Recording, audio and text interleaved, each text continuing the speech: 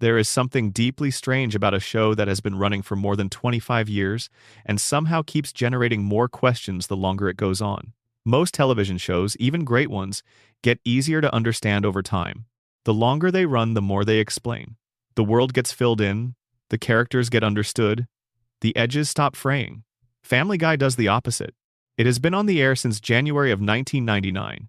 It has produced well over 400 episodes, and somehow, with each passing season, the universe it inhabits feels stranger, more inconsistent, and more impossible to pin down than it did when the whole thing began.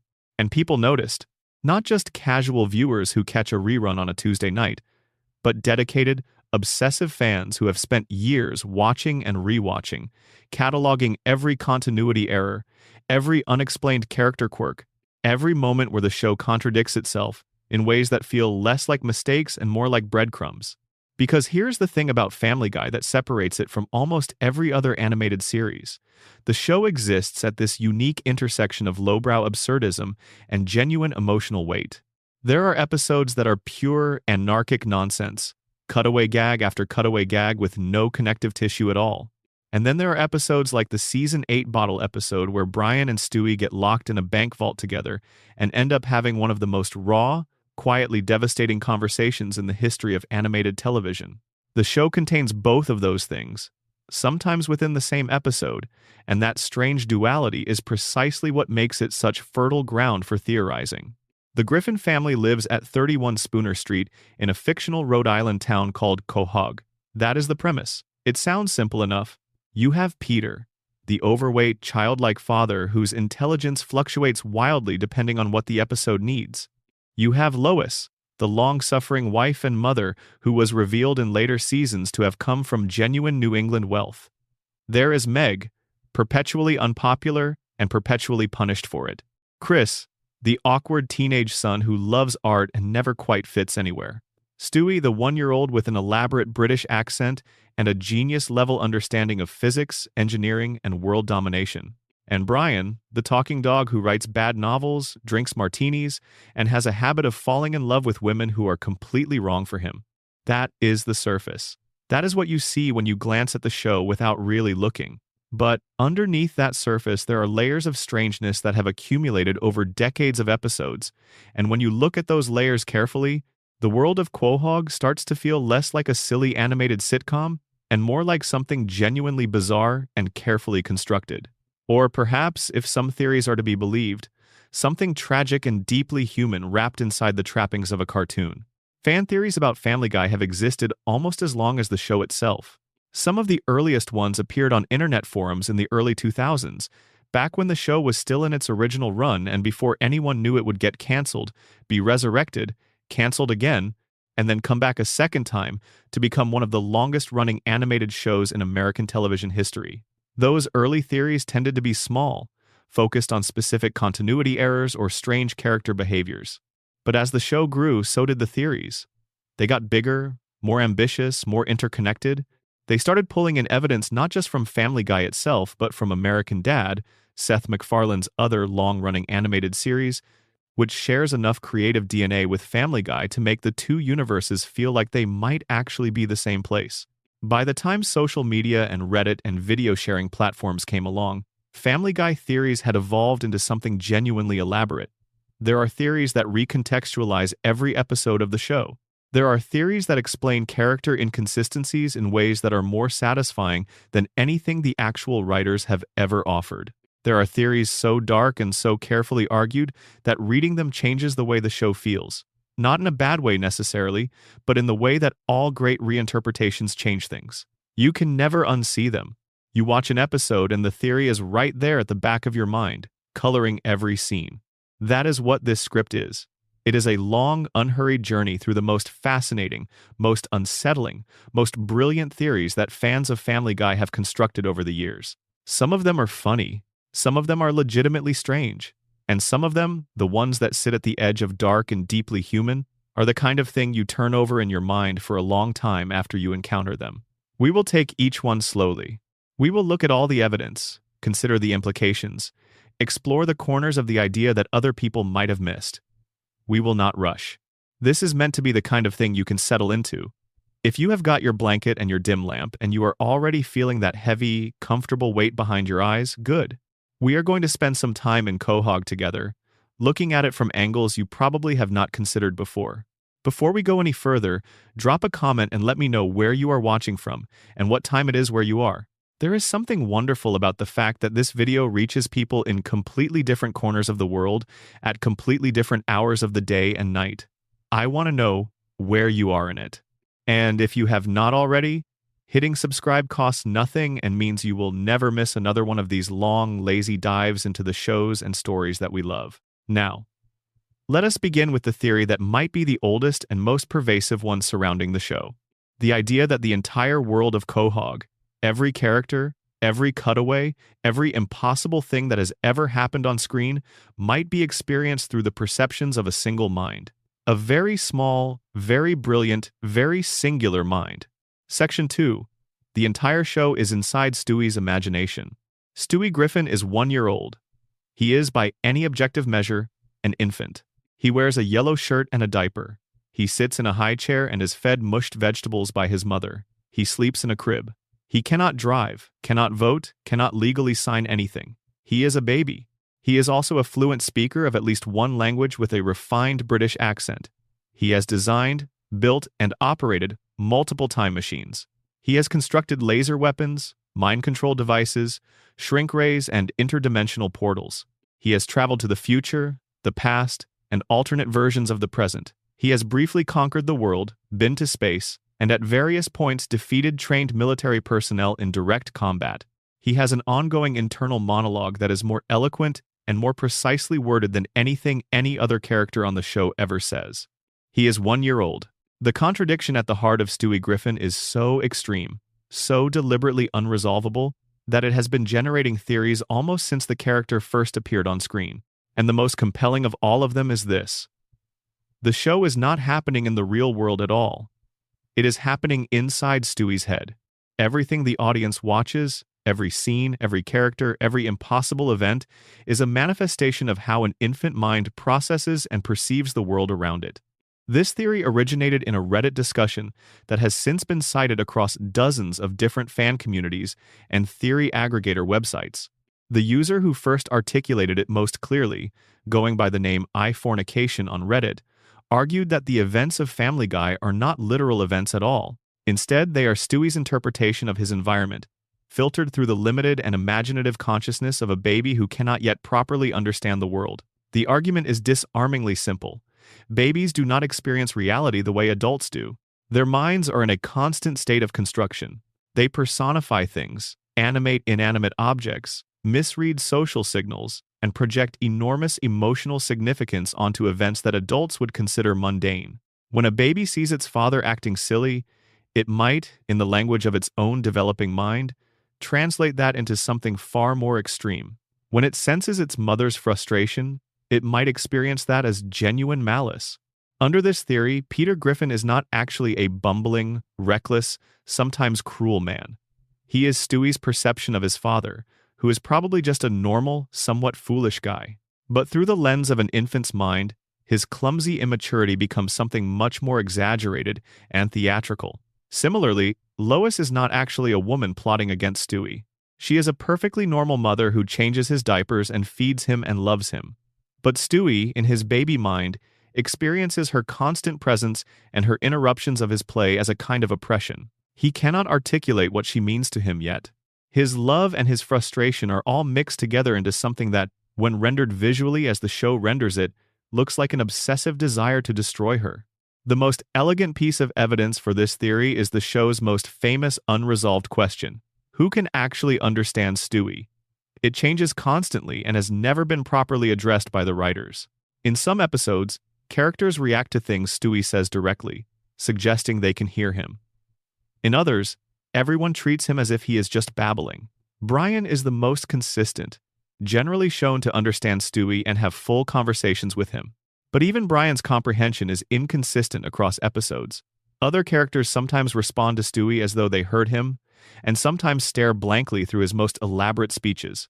Under the imagination theory, this inconsistency is not a writing error. It is a feature of how baby perception works. A baby does not have a stable, reliable read on the world. Sometimes it feels understood. Sometimes it feels invisible.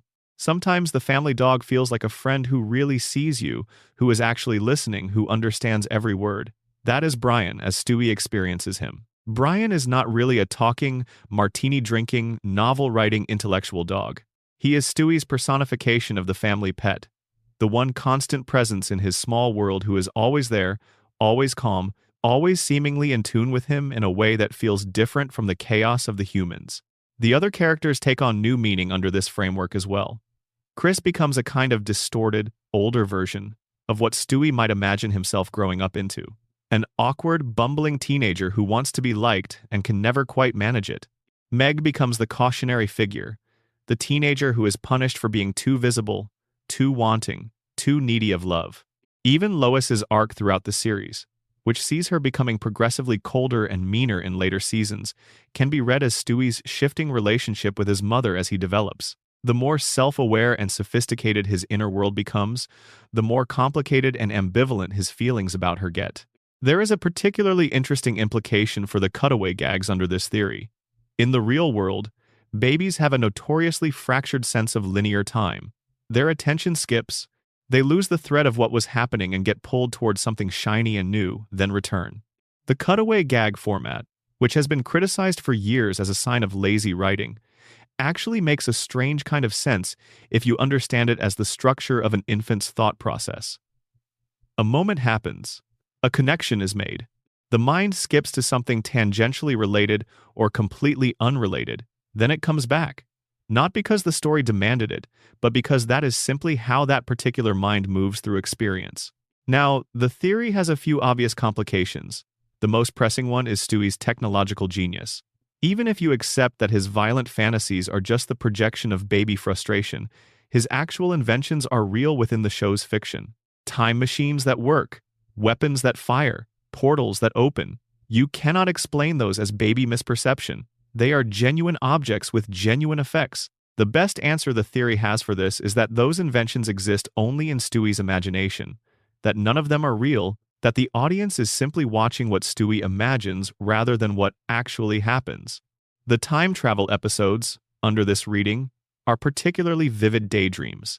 The interdimensional journeys are a baby lying in a crib, staring at the ceiling, and constructing an entire adventure in the enormous, uncharted wilderness of his own developing mind. There is something quite beautiful about that image, actually.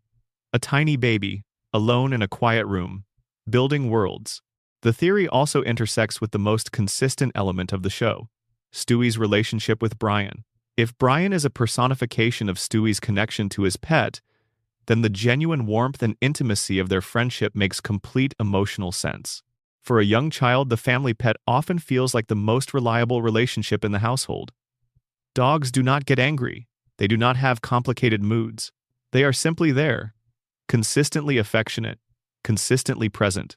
Stewie experiences Brian as a companion who truly understands him because, in the wordless way that infants and animals communicate, perhaps something like that is actually true. And so his mind builds Brian into the most fully realized, most human character in his entire inner world. The theory does not explain everything.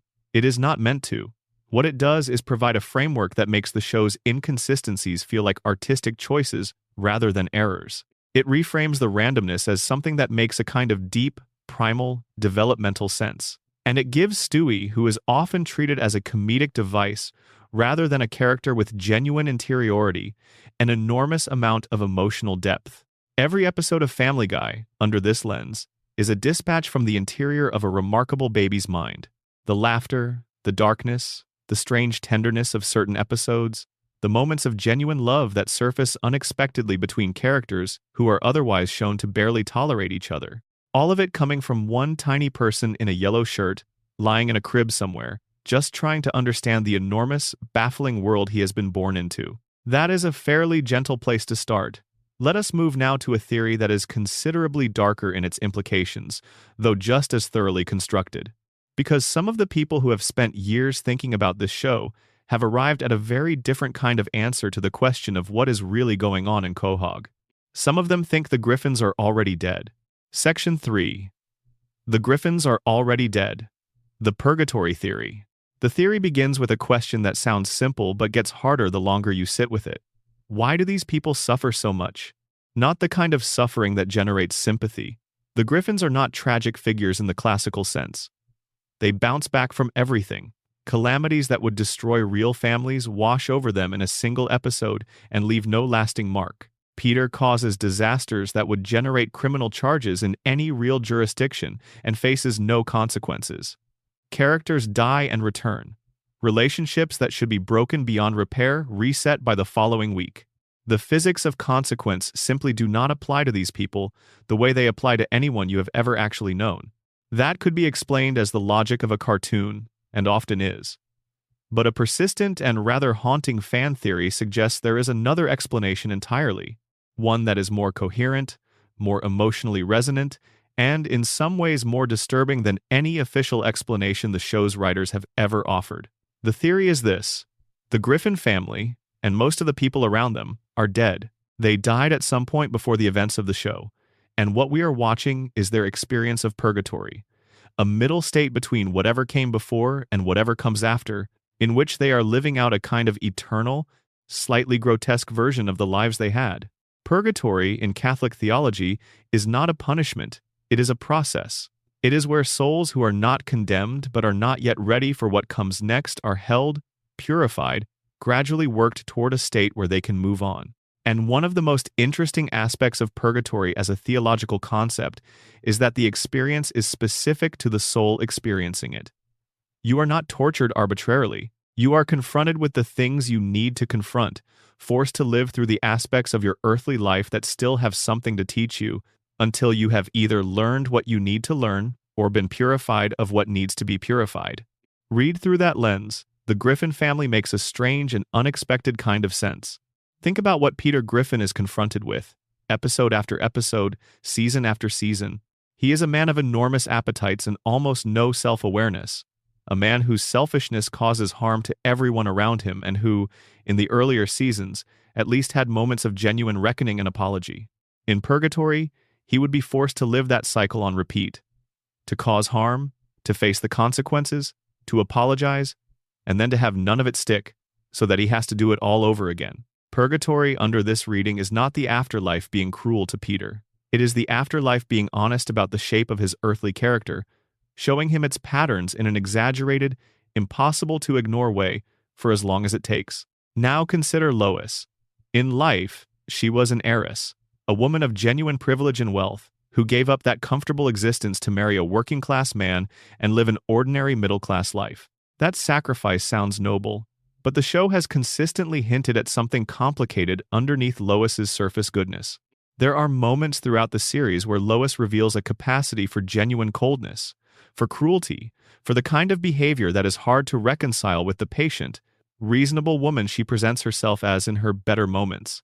Under the purgatory theory, she is being confronted with the gap between her self-image and her actual character.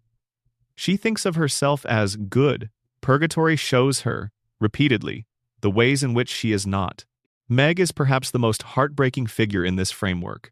She is, according to this theory, a soul being forced to experience rejection, dismissal, and lovelessness as a form of reckoning for something in her previous life. The most merciful version of this idea is that Meg was someone who did not appreciate the love she had when she was alive, someone who took the people around her for granted, who did not understand what it felt like to be the one on the outside. Now she knows. She knows with every episode, every insult, every moment of being treated as though she does not matter. Whether that is just or unjust is a different question. But it has a coherence to it that the show's official treatment of Meg entirely lacks. Brian, according to this theory, is a human soul placed in an animal's body, which we will explore in much greater depth in the next section, but within the purgatory framework specifically, he represents the particular suffering of someone who was intellectual and sensitive and believed himself to be better than the world he lived in, and who is now trapped in a form that forces him to be dependent, to be diminished, to be loved for the wrong reasons. His human mind inside a dog's body is a precise and specific kind of purgatorial torment. And Stewie.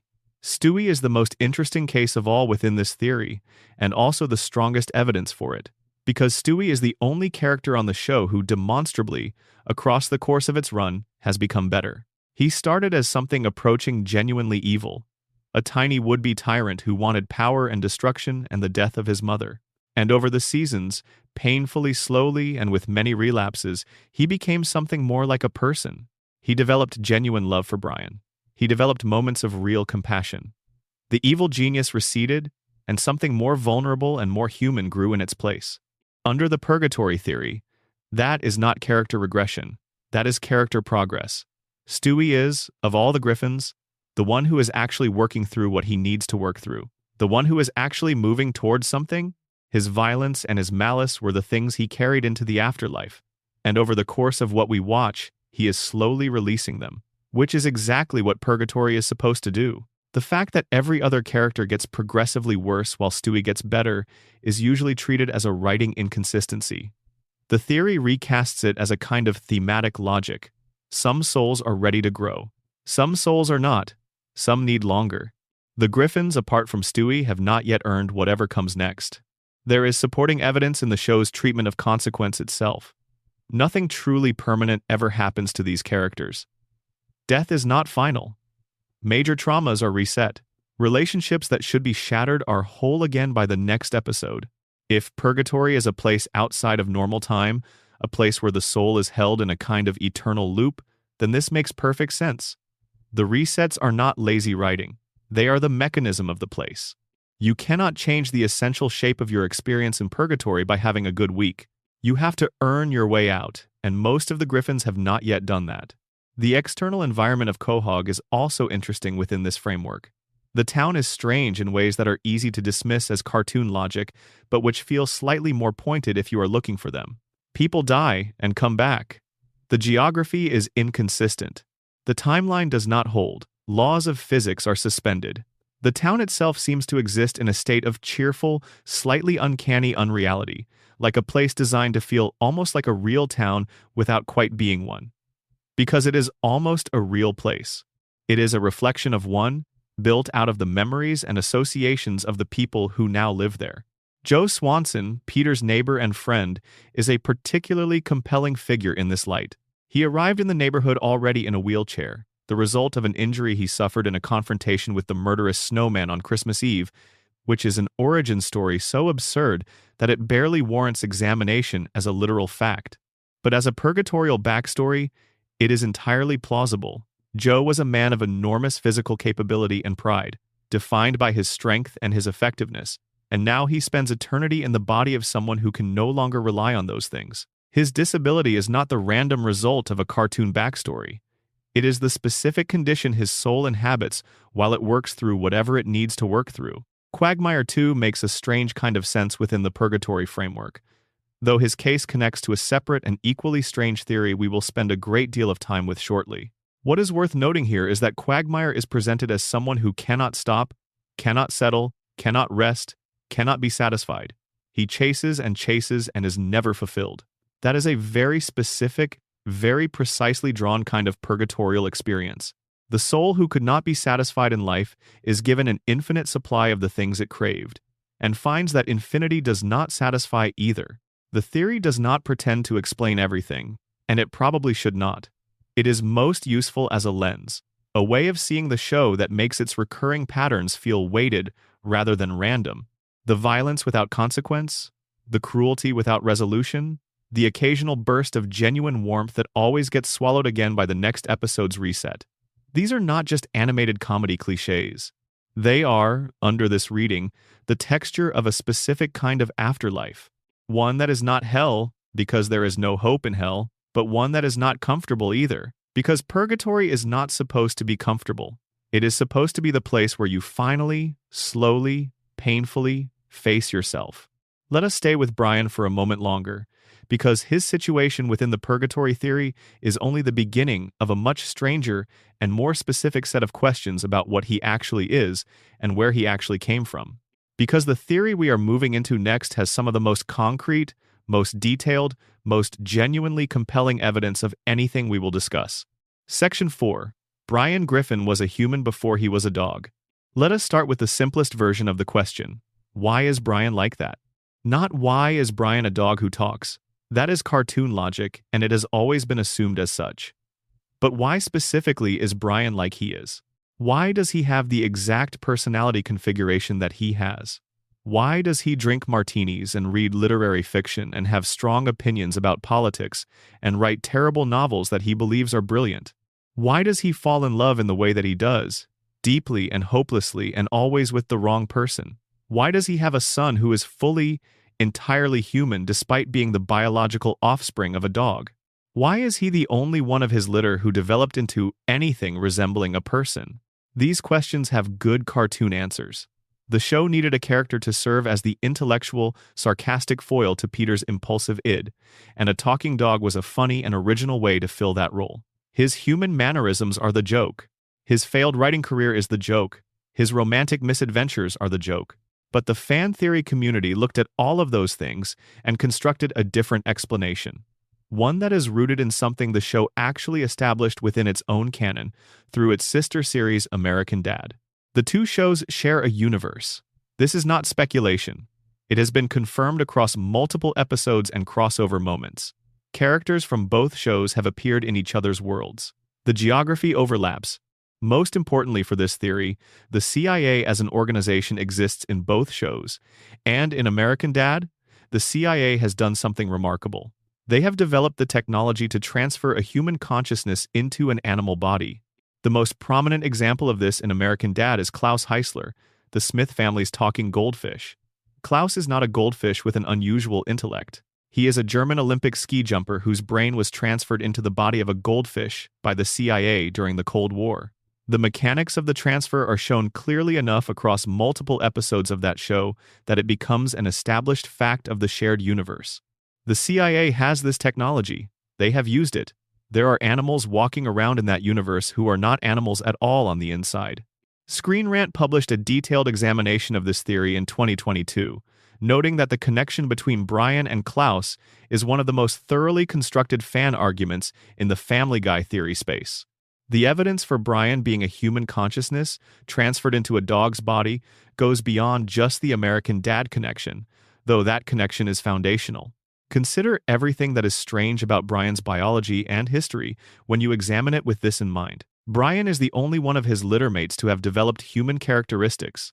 He was born to a dog mother, in a litter with other puppies, and yet he alone possesses the ability to speak, reason, write, and move through human society with something approaching fluency.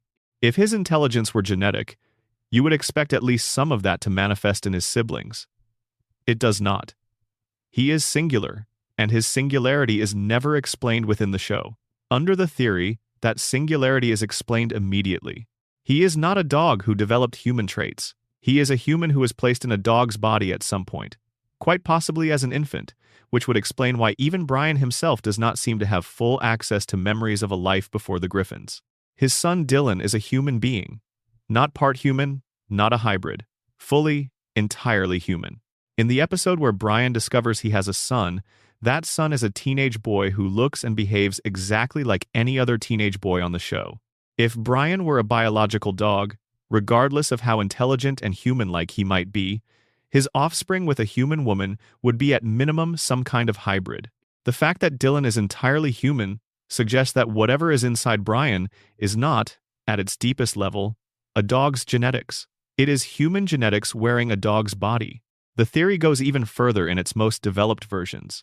Some fans have argued that the specific reason Brian was placed in a dog's body ties into the kind of Cold War experimentation that American Dad implies the CIA engaged in routinely during the latter half of the 20th century.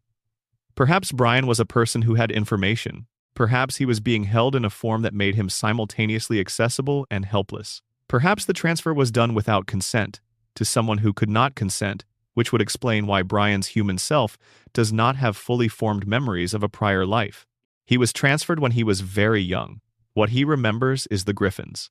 What he knows, in his bones, is the warmth of a family home and the smell of Lois's kitchen and the weight of Peter's hand on his head. The evidence from within the show's own text is more suggestive than conclusive, but it stacks up in interesting ways. Brian mentions his mother in the episode Screwed the Pooch, referring to her in a way that is deeply human and emotionally resonant. He describes being abandoned by her and the specific grief of that experience.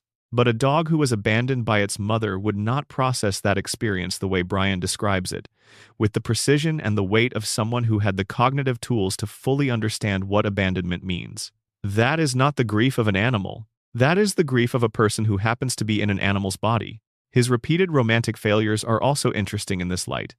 Brian consistently falls for women who are unavailable, unsuitable, or uninterested. He is drawn to Lois in a way he cannot fully explain or act on. He forms deep attachments that are never quite returned. This pattern, repeated across seasons, feels less like the behavior of a dog experiencing attraction and more like the behavior of a person who is fundamentally displaced from the life they were supposed to have. He keeps reaching for something he cannot name, something that feels like it should be his, and it is always just out of reach. Because the life he was supposed to have was a human one, and the body he is living it in makes that life structurally impossible. The most haunting version of this theory suggests that Brian knows, on some level, what he is. That his alcoholism, which is framed as a character flaw throughout the show, is actually the coping mechanism of a consciousness that is aware of its imprisonment and cannot bear to be fully awake to it. The martinis are not sophistication, they are anesthesia, a way of making the dislocation bearable. A human mind, trapped, drinking itself towards something like peace. Whether or not you find this theory convincing in its specifics, it does something valuable. It gives Brian a tragedy that the show itself never quite articulates.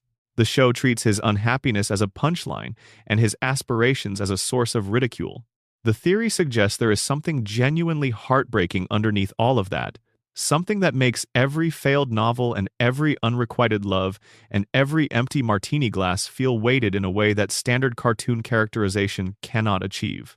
And if you accept this theory, the relationship between Brian and Stewie takes on an additional dimension, a displaced human consciousness, looking at a baby who somehow seems to see right through the dog's face and know who is actually in there.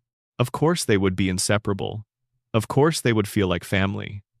They are the only two people in the house who are not quite what they appear to be. Now we need to step back from Brian for a moment and look at the theory that sits in a different emotional register entirely. Because where the purgatory theory is melancholy and the Brian theory is elegiac, the next one is genuinely disturbing. It has circulated on Reddit and TikTok in dark corners of the internet, and it has a way of staying with you long after you first encounter it. It concerns Peter Griffin, and it begins not in Quahog but in a real moment of catastrophic loss. Section 5. Peter Griffin's mind broke the insanity theory.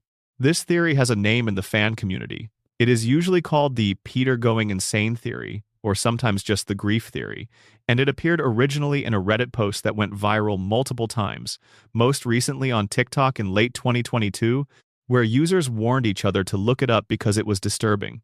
They were not wrong. It is one of those theories that reframes the entire show in a way that is hard to shake once you have encountered it. The premise requires a different starting point than the one the show provides. In this reading, the Griffin family we know, Meg the unpopular teenager, Chris the awkward son, Stewie the bizarre baby, is not the family that actually existed. The real family was different. In the world before the show begins, Meg Griffin was a beautiful, popular, and kind girl. She was the kind of teenager who had friends, who went to parties, who was liked by people around her. Chris Griffin was born with complications. He suffered oxygen deprivation during birth, and as a result, he struggled cognitively in ways that required constant care and attention. He was not the cheerfully dim teenager the show presents. He was a child who needed his sister's help to navigate the world. One night, Meg was driving with Chris in the car. There was an accident.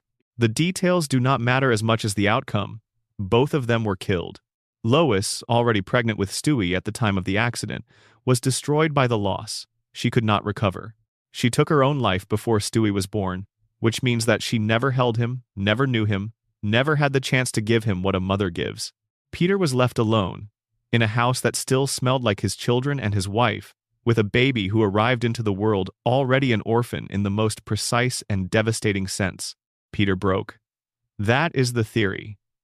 His mind, confronted with grief so total and so complete that it offered no path through, simply broke. And what we watch in Family Guy, every episode, every season, every cutaway gag and every dinner table scene and every moment at the Drunken Clam is Peter's damaged, fractured, slowly deteriorating mind constructing a version of the life he should have had. In Peter's delusion, Meg is alive and well, but she is no longer beautiful and beloved. She has been inverted. She is unpopular, unloved, treated with contempt by her own family. Some interpretations of this theory suggest that Peter's unconscious guilt over surviving his children, over being the one who was not in the car that night, has turned his love for Meg into something hostile and destructive. He cannot let himself love her properly in his imagined world, because loving her properly would mean fully reckoning with her death, and his mind will not allow that reckoning. So he keeps her at a distance. He treats her badly. He turns the adored daughter into the punching bag. Chris, in the delusion, is similarly inverted. No longer the child who needed special care, he becomes just another generic, slightly dull teenager. His cognitive struggles are erased. But he is also emptied of depth, because Peter's mind cannot access who Chris really was. He can only generate an approximate shape. Lois, who died before she could ever become the mother of Stewie, is conjured in the delusion as the steadfast, patient wife. But she cannot be fully realized because Peter does not know who Lois the mother would have been. He only knows who Lois the wife was, and so the character in the show is always a wife first and a mother second. Always slightly more invested in her relationship with Peter than in her relationships with her children. And Stewie. Stewie is the most heartbreaking figure in this reading, because Stewie never actually existed in the world outside Peter's mind. Peter never knew him. He arrived after Lois died, so Peter has no real memories of him to draw on. Instead, his mind constructs Stewie out of imagination and grief. The sophisticated British accent, the elaborate schemes, the time machines, the weapons, the obsessive desire to hurt Lois, all of it is Peter's unconscious mind building a fantasy baby who is nothing like any actual baby, because Peter has no idea what a baby who grew up in his house would actually be like. He is making it up. He is constructing a person out of whole cloth. And because his mind is broken and his imagination is running wild and his grief is enormous, what he constructs is a tiny would-be dictator with a laser gun and an Oedipus complex. Brian, under this theory, is perhaps the one element of the delusion that is grounded in something real. Brian was the family dog. He existed before the accident, before the deaths, before the breaking. He is the one character in Peter's imagined world who is directly based on something Peter actually knew and actually loved. Which is why, in the show, Brian tends to be the character with the most genuine emotional complexity, the one whose relationships feel the most real. He is the one real thing in an imagined landscape. The theory also has a quiet explanation for the show's increasing darkness over the seasons. Peter's mental state is not static, it is deteriorating. The early seasons, in which the show had genuine warmth and the family, however dysfunctional, showed real love for each other, represent Peter's mind at its most intact. The first 3 seasons, which fans almost universally agree represent the best version of the show, are Peter at the beginning of his dissociation. He is imagining a family he loves. The warmth is real, even in fantasy. But as the seasons progress and Peter's real-world condition worsens, the delusion curdles. The family becomes crueler. The love recedes, the humor gets darker, the violence becomes more graphic and more casual. This is not the writers getting lazy. This is Peter's mind, rotting slowly around the edges, unable to maintain even the comforting illusion of a family that loves each other. By the later seasons, what he has is not a dream of the life he wanted. It is the nightmare version of it, the one where all the love has been eaten away and what remains is just the shapes of people who hurt each other. The theory went viral on TikTok in 2022, according to multiple documentation sources. Because of its willingness to recast an enormously popular comedy as a portrait of grief so profound, it has fractured an entire human consciousness. It is the kind of theory that works on a sentimental level, because it gives weight to something that, in its official form, is often treated as weightless. Peter Griffin, the bumbling cartoon idiot, becomes in this reading a genuinely tragic figure. A man who loved his family, lost them, and retreated so completely into the fiction of their continued existence that he has been unable to find his way back for decades. It is not a comfortable theory, but it is a moving one. And it is the kind of thing that, once you have considered it, makes those early episodes feel different. The moments of genuine warmth between Peter and his family, the scenes where he tells Lois he loves her, where he holds his daughter's hand for just a second longer than the comedy requires, those moments are not just nice moments anymore. They are the last sparks of a real man trying to remember what love felt like. before the grief swallowed everything. Let us move to something slightly less bleak, though not by much, because the next theory concerns Meg Griffin specifically, and it involves a secret that, if true, would recast her entire relationship with her family and with Stewie in ways that are both stranger and more emotionally complicated than anything the show has ever directly addressed. Section 6. Meg is Stewie's biological mother. There is an episode of Family Guy in Season 10 called Partial Terms of Endearment. It involves Lois agreeing to be a surrogate mother for another couple and subsequently going through the process of carrying a child. It is a fairly standard, if irreverent, episode in terms of its premise.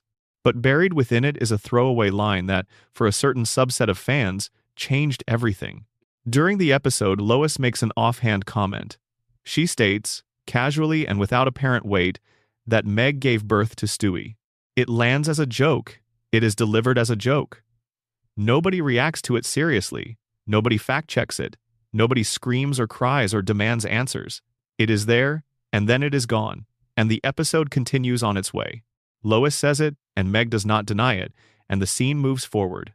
Most viewers filed it under the enormous pile of throwaway jokes that Family Guy delivers every episode, the vast majority of which mean nothing and are not meant to. But some fans, the ones who pay the kind of attention that most people reserve for academic study, noticed that Meg did not deny it, and they started thinking about whether it was possible that Lois was not joking at all. The Meg is Stewie's mother theory is, structurally speaking, one of the more coherent and carefully argued theories in the Family Guy fan community. It does not require the show to have been lying about everything. It requires only that it has been keeping a specific secret, and that the people keeping the secret are doing so for reasons that make some amount of sense given what we know about the characters.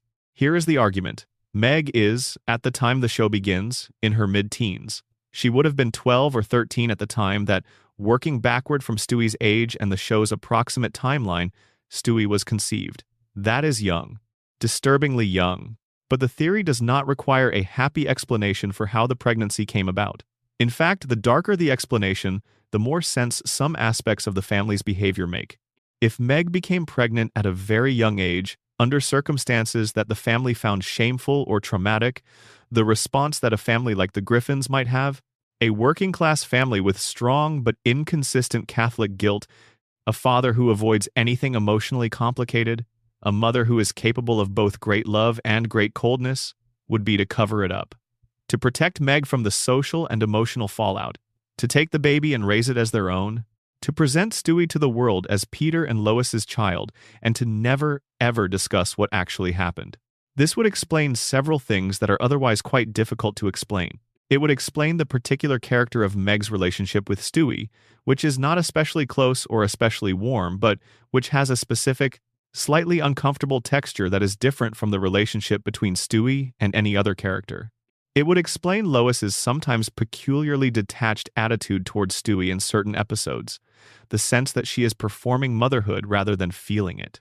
It would explain why Meg seems so emotionally desolate, so fundamentally unmoored, so desperate for any form of connection. She gave up her child. Under the worst version of this theory, she was not given a choice. And she has been living in the same house as that child ever since, watching Lois be his mother, unable to say anything. There is a moment in the Season 2 episode Love Thy Trophy where Meg, in order to earn money for a designer purse she wants, takes a job as a waitress and takes Stewie with her, pretending that she is an unwed mother and Stewie is her child. The episode treats this as a comedic premise, Meg lying to get sympathy tips. But under the lens of this theory, that episode becomes something considerably stranger.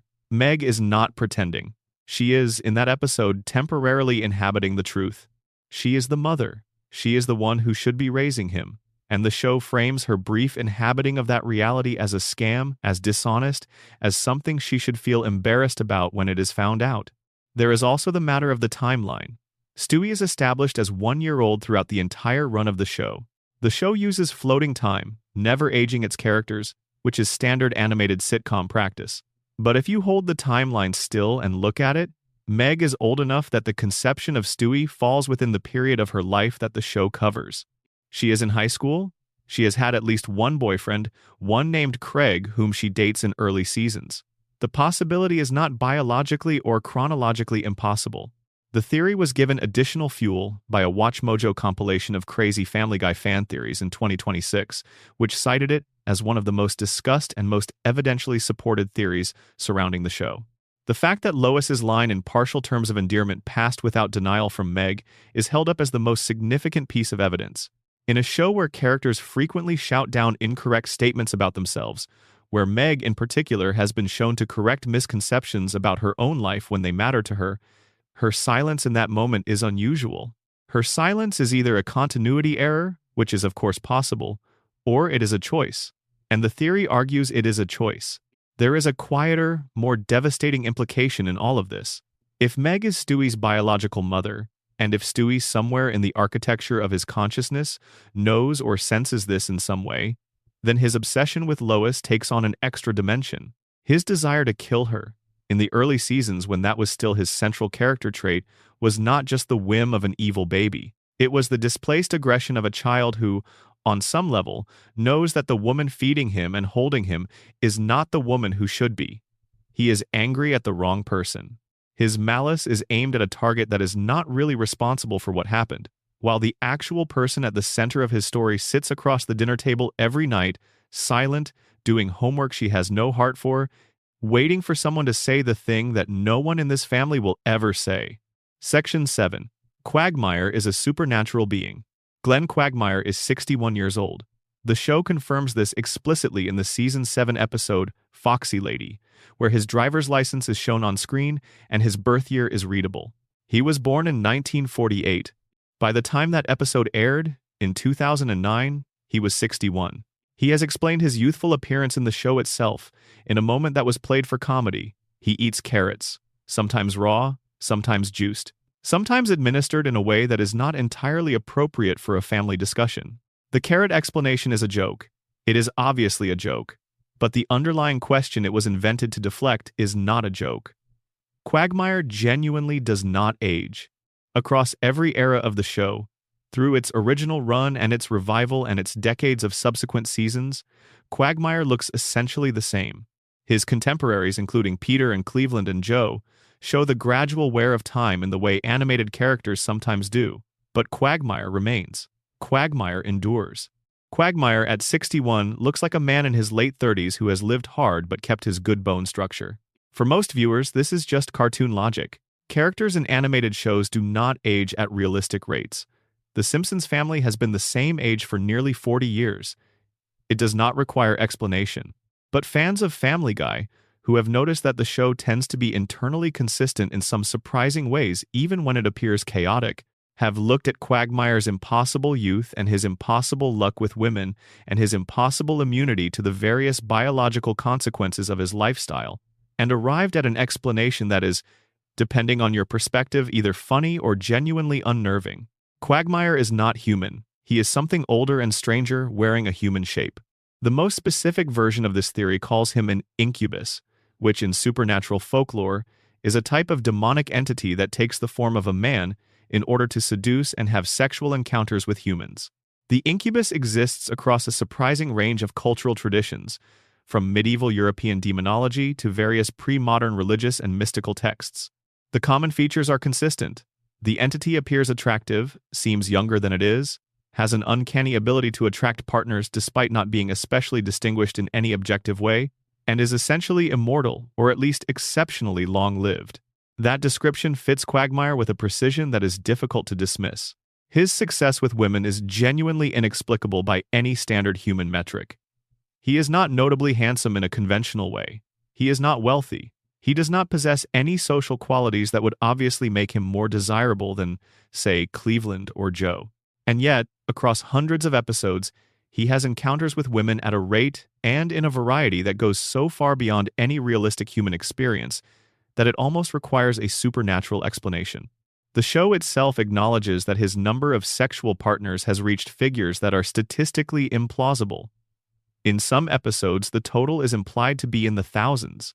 For a 61-year-old airline pilot from a mid-sized fictional Rhode Island town, that requires some explanation beyond charisma. Then there are the STDs. Quagmire has been shown to carry multiple sexually transmitted infections across various episodes. But unlike any human being who would have his collection of health issues, he experiences no symptoms, no deterioration, no impact on his lifestyle whatsoever. In the episode Joe's Revenge, this goes even further. Quagmire weaponizes his STDs deliberately, using them as a tactical tool. That is not biology. That is a supernatural entity that has learned to control the specific way it interacts with the physical world. His age is the most concrete and most interesting piece of evidence. The show's wiki and official sources confirm that Quagmire was born in 1948. This means he was a young adult in the 1960s and 1970s, eras that he refers to with a specific, first-hand familiarity that goes beyond nostalgia. His house is styled heavily in the fashion of the 1950s and 1960s. His tastes are frozen in a particular historical moment, in a way that feels less like affectation and more like someone who genuinely inhabited that time and never fully moved on from it. An incubus, in the lore, does not age the way mortals do. It takes on human appearance and inhabits human time, but it is not subject to its rhythms. Quagmire, at 61, looks the same as he did when Peter and Cleveland first knew him. If he was born in 1948, he was a full-grown adult when most of his friends were children. He arrived already formed, already what he is, and the years that passed after that did not mark him the way they marked everyone else. The Simpsons crossover briefly referenced in the show, in which Quagmire begins an affair with Marge Simpson only to kill her, Homer, and the Simpson children when Homer catches them, is usually treated as an outrageous joke. But within the incubus theory, the violence of that moment has a different resonance. Supernatural entities of the kind Quagmire is theorized to be are not bound by human moral codes. They are not human. Quagmire's behavior, which the show frames as extreme even by its own standards, makes a different kind of sense if you understand him as something that operates by a fundamentally different set of rules than the people around him. There is also the question of what Quagmire wants. Incubi in the original lore are driven by a very specific desire. They are not evil in the way that demons are usually understood. They are not interested in destruction for its own sake. They want something more intimate and more specific. And Quagmire, underneath all the comedy, is a character who is genuinely and constantly reaching for something that he never quite gets. His endless pursuit reads, in this light, not as the self-destructive pattern of a human sex addict, but as the behavior of a being who is fundamentally unable to satisfy a need that no individual human encounter can meet, because the thing he is actually looking for, the thing that would satisfy him, is something he cannot have, not in the world he inhabits, not in the form he wears. That gives his comedy a tinge of something sadder and stranger than it usually carries. The gigolo who cannot stop is, in this reading, a supernatural being who genuinely cannot stop. Not because he lacks willpower, but because the hunger driving him is older and deeper than willpower can reach. His friendship with Peter, Cleveland, and Joe is the most inexplicable thing about him under any reading of his character. Why would a being of this nature bother maintaining genuine long-term human friendships? The theory does not have a perfect answer for this. The best it can offer is that supernatural entities in folklore often find themselves attached to specific places and specific communities in ways they cannot entirely explain. Quagmire has been on Spooner Street since the show began. He stays. He shows up at the Drunken Clam. He holds on to these friendships despite doing terrible things to the people in them on a fairly regular basis. Whatever he is, Quahog is his place, and these men, somehow, are his people. Section 8. Pre- and post-cancellation are different universes. Family Guy was canceled twice before it became the institution it is today. The first cancellation came in 2002. After Fox shuffled the show around to various time slots, put it up against shows it could not compete with, and watched its ratings crater. It stayed canceled for 3 years, returned in 2005 for season 4, ran for a while, and was then picked up again with renewed energy for what became a very long additional run. Most discussions of this cancellation history focus on the business side of the story.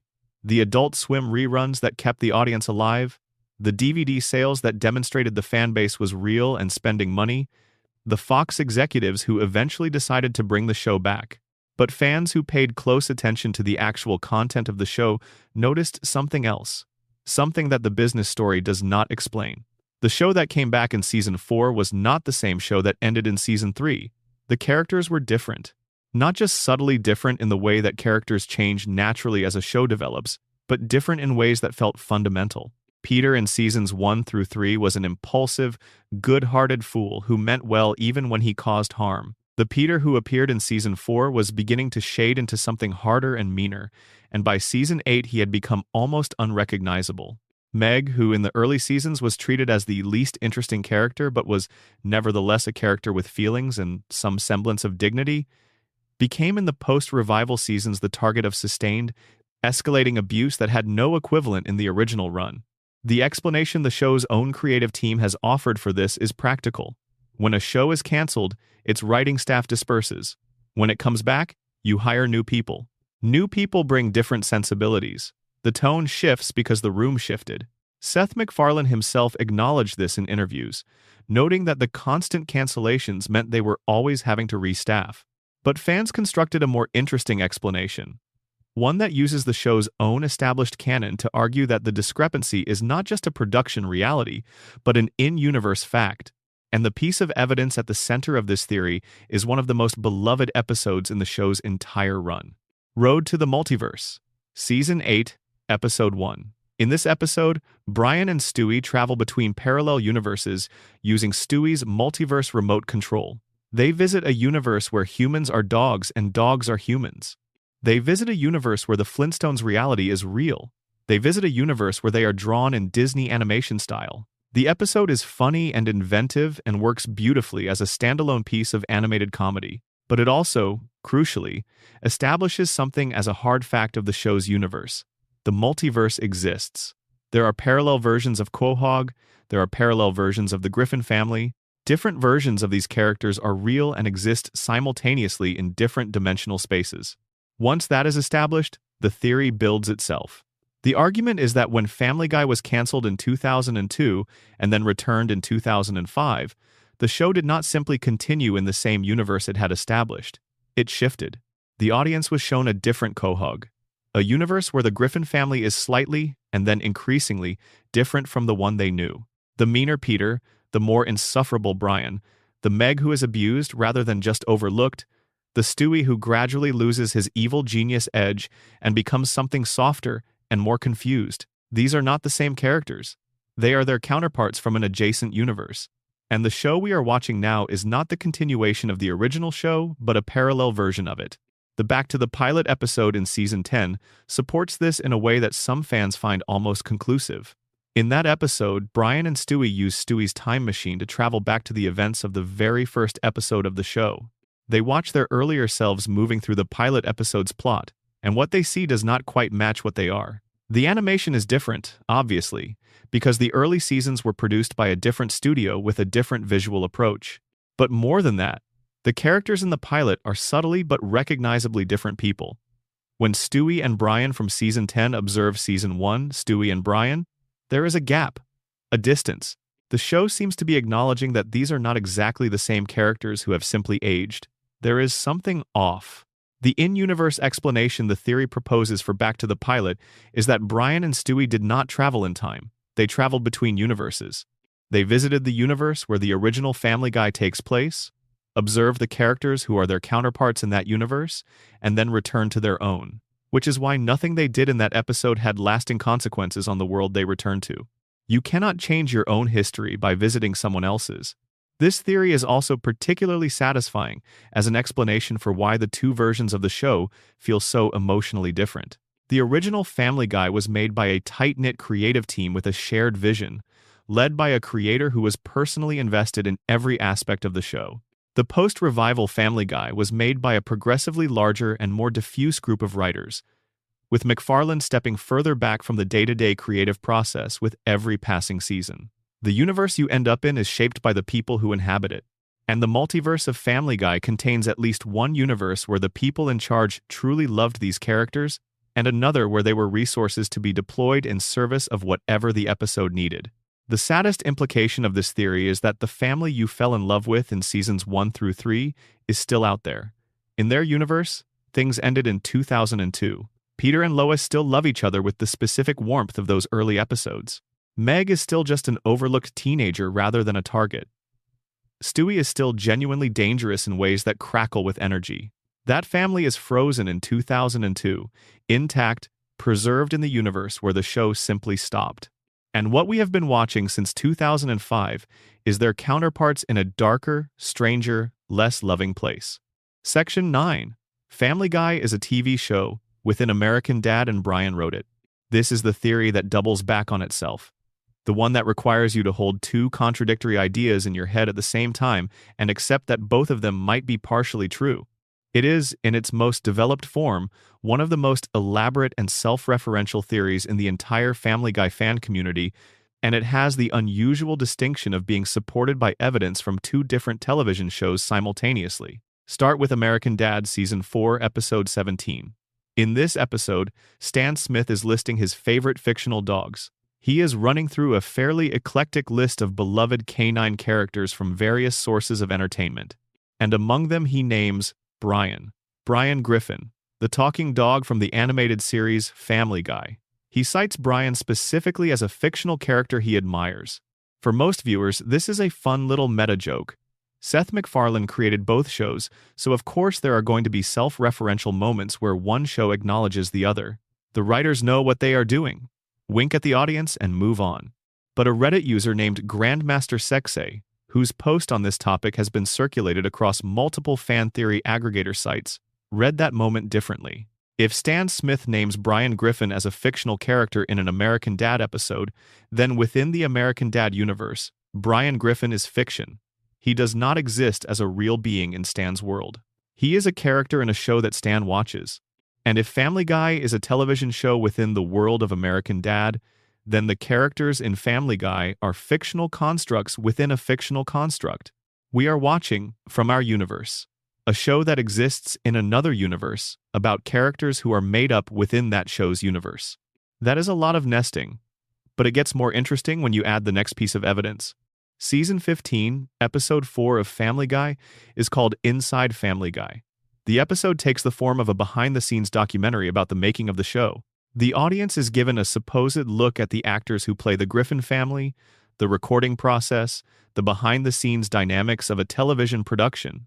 The joke is that the Griffins are, within this episode's framing, characters being played by other versions of the Griffins, actors performing fictionalized versions of themselves. It is deliberately confusing and deliberately self-aware. The show is acknowledging its own artifice in a very specific and pointed way. And there is one more piece. In at least one episode of American Dad, according to multiple fan documentation sources, there is a scene where the show appears to break its own fourth wall by showing the filming of an American Dad scene as though it were a real television production. A crew is shown. The illusion is broken. The characters are revealed to be performers on a set. This is played as a joke within American Dad, the same way Inside Family Guy is played as a joke in Family Guy. But both shows doing the same meta move in similar ways is not just coincidence in the eyes of the fans who have mapped this out. It is the architecture of a shared metafiction becoming visible at the edges. The most developed version of this theory, the one that incorporates Brian as the actual author of the show, builds on all of this in the following way. Brian is a writer. This is established in the very first seasons and never contradicted. He has been working on a novel essentially forever. He has published things, including the self-help book that becomes a bestseller in Season 9.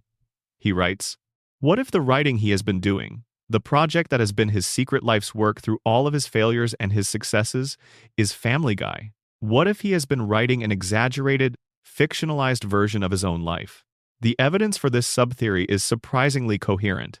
Brian, as a character, has unusually complete access to his own inner life and to the inner lives of the people around him.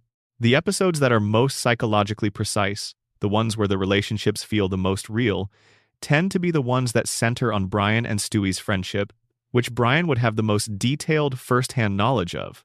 Conversely, the most chaotic and least psychologically coherent storylines tend to involve characters that Brian would have the least intimate access to: Peter's work relationships, Chris's school life, Meg's social dynamics. In a Brian-authored version of the show, the things Brian knows best would be rendered most clearly. The things he knows only at a remove would be rendered more impressionistically, more like a novelist trying to inhabit a consciousness he does not fully understand. This would also explain something that nobody in the fan community has ever satisfactorily addressed: the Flanderization, the progressive exaggeration of every character's most extreme traits. Peter becomes crueler. Brian becomes more pompous. Stewie loses his edge. Meg becomes more purely victimized. In a novel written by Brian, especially a novel written during the period when Brian's alcoholism was worsening and his judgment was deteriorating, this kind of exaggeration would be natural. He is not depicting these people accurately anymore. He is writing them the way his intoxicated, frustrated, increasingly disenchanted mind sees them. Peter was never that mean, probably. But through Brian's eyes, at his lowest points, that is what Peter looks like. So that is what Brian writes. The fact that Family Guy is, within the American Dad universe, a television show, sits comfortably alongside this. Brian writes the book. The book becomes a show. The show exists in the world of American Dad, where Stan Smith watches it and admires the dog character, perhaps not recognizing that the dog character is a fictionalized version of the show's actual author. The layers collapse into each other in a way that is either brilliant or infuriating, depending on how much you enjoy that kind of recursive self-reference. There is a quiet tragedy in the specific implication that Brian wrote the show. He is a failed writer who never quite achieved what he wanted to achieve. He has been told, explicitly, that his novel is terrible. His self-help book was a success, but it was not the kind of success he actually wanted. It was not literary, it was commercial and shallow, and Stewie managed him into it. If Family Guy, the show we are watching, is Brian's real work, his actual artistic legacy, the thing he has been building across his entire conscious life, then it is both more and less than he deserved. More because it became something massive and lasting and watched by millions. Less because it is a comedy. Because it is absurdist and silly and full of cutaway gags. Because nobody who watches it thinks they are engaging with serious literature. Brian wanted to be taken seriously. He ended up being funnier than he intended. And that, if you think about it, is a very human way for a creative career to go. Section 10. Da-Boom was real, and everything since is a delusion. Let us talk about the 31st of December 1999. In the real world, that was the night before a year that people had spent the better part of a decade worrying about. The Y2K bug, the concern that computer systems calibrated to two-digit year formats would read the year 2000 as the year 1900 and cause catastrophic failures in infrastructure, financial systems, power grids, and anything else that was run by software with a date function, had been the subject of enormous public anxiety throughout the late 1990s. Most of the preparations turned out to be unnecessary. The calendar rolled over, the lights stayed on, the planes kept flying, the world did not end. In Quahog, Rhode Island, on the same night, the world did end. Da-Boom is the third episode of Family Guy's second season, which aired on the 26th of December 1999, just a few days before the real-world Y2K date. In the episode, Peter locks his family in the basement in hazmat suits after being warned by a man in a chicken suit about the Y2K threat. At midnight, the Y2K bug does exactly what the doomsayers predicted. It causes a worldwide nuclear holocaust. Missiles launch themselves. Vehicles crash. The infrastructure of civilization collapses in a matter of hours. Most of Quahog is destroyed. Residents are mutated by radiation. Cleveland and Quagmire end up physically merged together into a single being called Clevemire. Stewie, exposed to nuclear waste, begins developing tentacles. The Griffins set out across the ruins of their world to find a Twinkie factory in Natick, Massachusetts, where they establish a new town and Peter becomes its leader. It is a remarkable episode, ambitious, darkly funny, and visually unlike almost anything the show did before or after. And at the end, the whole thing is revealed to have been a dream experienced by Pam Ewing, a character from the 1970s and 1980s soap opera Dallas, played in a live-action epilogue by the actual actress who played Pam Ewing on that show. The revelation is a parody of one of television's most famous fake-out moments. An entire season of Dallas was revealed in 1986 to have been a dream sequence. Family Guy does the same thing, except it takes a single episode rather than a season, and the dreamer is a random character from another show entirely. The Pam Ewing ending is presented as a joke, and a good one.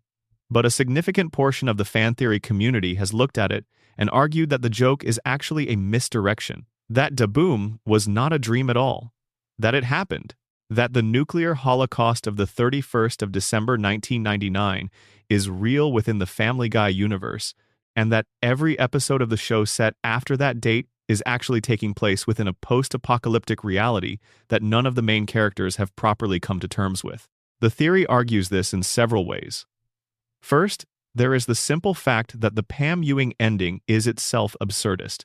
It makes no sense that an external character from a different television show would be dreaming the events of a Family Guy episode. The show is not set within the Dallas universe. Pam Ewing has no connection to the Griffins. The ending is so deliberately nonsensical that it functions less like a genuine explanation and more like the show winking at the audience about how little it intends to explain.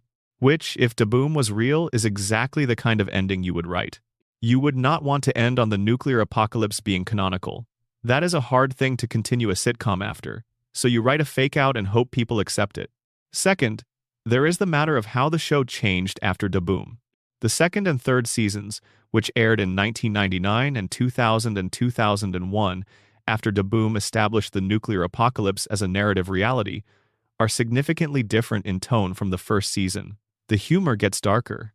The cartoon violence becomes more pronounced. The general atmosphere of the show becomes slightly more chaotic and less grounded.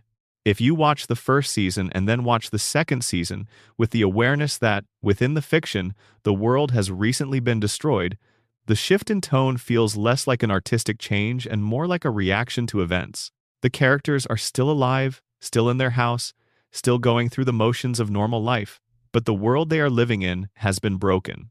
And some part of that brokenness has seeped into how they interact with each other and with the audience. Third, and most fascinatingly, is Stewie's tentacles. In Daboom, Stewie is exposed to nuclear waste and begins mutating. The mutation is developing when the episode ends. If the episode is real, and Stewie's tentacles began growing on the 31st of December 1999, then the Stewie we meet in subsequent episodes is a Stewie who, somewhere under his yellow shirt and his diaper, is carrying the evidence of what happened. The show never shows his tentacles again. His body appears normal. But if Daboom was real, they are there. He absorbed radiation from a nuclear holocaust, and his body was changed by it. The mutation was halted or concealed somehow, but it did not unhappen. This gives Stewie's extraordinary physical capabilities a grounding in something real. His ability to survive things that should kill him, his resistance to injury, his occasional displays of inhuman physical capability are all consistent with being a person who was exposed to mutagenic radiation as an infant. Whatever the nuclear waste did to him, it did not kill him. It may have made him something more than what he was. The evil genius baby who builds time machines and laser guns might be less impossible if the baby in question was, at the cellular level, no longer entirely standard-issue human infant. The broader implication of the Daboom theory is that Quahog, as it appears in the show, is a post-apocalyptic settlement, not a bombed-out wasteland because the show does not depict it that way. But the reason Quahog feels slightly unreal, slightly disconnected from the normal rules of the world, the reason that nothing has permanent consequences, and the town always seems to rebuild itself from nothing, and the population never really changes, might be that this is a community of survivors in a destroyed world, maintaining the semblance of ordinary life through sheer collective will. They do not talk about what happened. They never reference the 31st of December 1999. They simply go on, because going on is the only thing available to them. The Twinkie factory in Natick that Peter was heading to in Daboom, the factory that was supposed to sustain them, is still there in subsequent episodes. The show references it. The survivors made it to the factory, and then they just decided to go on living as if the world had not ended. There is something deeply human about that response, actually. A community that has been through catastrophe, choosing to reconstruct normalcy not because they believe it, but because the alternative is sitting in the ruins and being unable to move. The Griffins go back to their house. They go back to their dinners and their arguments and their bar nights and their church attendance. Because what else is there to do? The world ended. The world goes on. You keep making dinner. Section 11. The Lost Griffin Child, Susie Swanson's Secret, Mayor West's Hidden Sanity, and the Final Threads. We have covered a great deal of ground together, and before we settle into wherever the night takes you from here, I want to spend some time with the smaller, quieter theories, the ones that do not rewrite the entire show but which change specific scenes, specific characters, specific moments in ways that are hard to unsee once you have been shown them. These are the threads at the edges of the larger theories we have examined, and some of them are, in their own way, as strange and as compelling as anything we have discussed. Let us begin with the lost Griffin child. In a Season 10 episode called Lottery Fever, Peter makes a passing reference to another child in the family. He tells Chris that he will never be as good as, and the show gives him this line directly, "Your older brother who died." He elaborates slightly. This older brother was good at sports. He was good at talking. He was, implicitly, everything that Chris is not, everything that the family might have wanted in a son before they got the son they actually have. It is a throwaway moment, a joke at Chris's expense, the kind of quick character-demolishing gag that the show had become expert at delivering in its middle seasons. Most people who heard it probably filed it under absurdist humor and moved on. But fans who pay attention to the show's internal continuity found it strange. Not because the show has never been inconsistent about the number of children the Griffins have. It has. But because the delivery of that line is specific. Peter does not say, "if you had a brother." He says, "your older brother." Past tense. A specific person. Someone who existed and then did not. No subsequent episode has ever explained this. The older brother has never been named, never been shown in a flashback, never been given the backstory that such a revelation would seem to demand. He was introduced as a fact and then allowed to simply exist in the background of the family's history, unexamined, unaddressed. The theory that surrounds him is not particularly elaborate.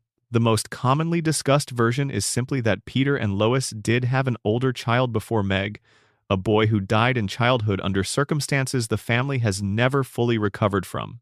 This would explain certain aspects of Peter and Lois's dynamic in the early seasons, the way they sometimes seem to be working through something that goes unspoken, the moments of unexpected gravity that surface in their relationship before the show began, ironing out its emotional wrinkles in favor of broader comedy. It would also place Meg's position in the family in a slightly different context. She is the oldest surviving child, which means she carries the weight of being both herself and the ghost of the child who came before her. Some fans have connected this to another observation about the Griffin family dynamic, specifically that Peter's treatment of Meg, which begins as inattentiveness and escalates into something much darker, may have roots in displaced grief for the son he lost.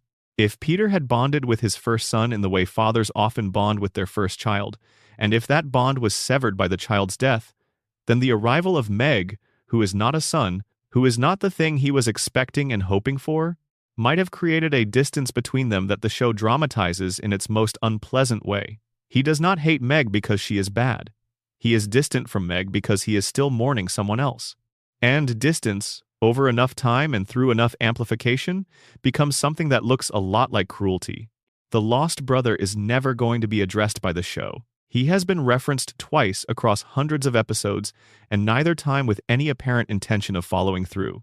But he is there, sitting in the corner of the family's history, a small, dark fact about people who have been made available for our entertainment without ever being fully understood. Now, Susie Swanson.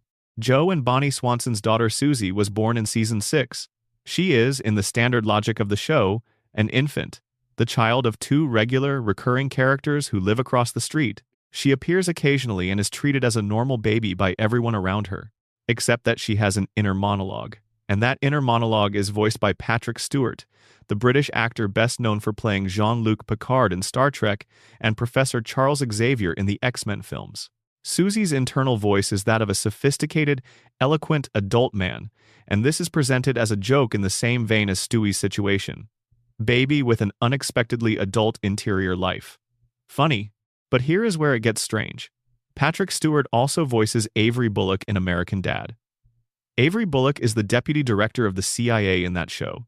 And in American Dad, it has been established that CIA technology allows agents to transfer their consciousness into other bodies and operate them remotely, an extension of the same brain transfer technology that produced Klaus the Goldfish.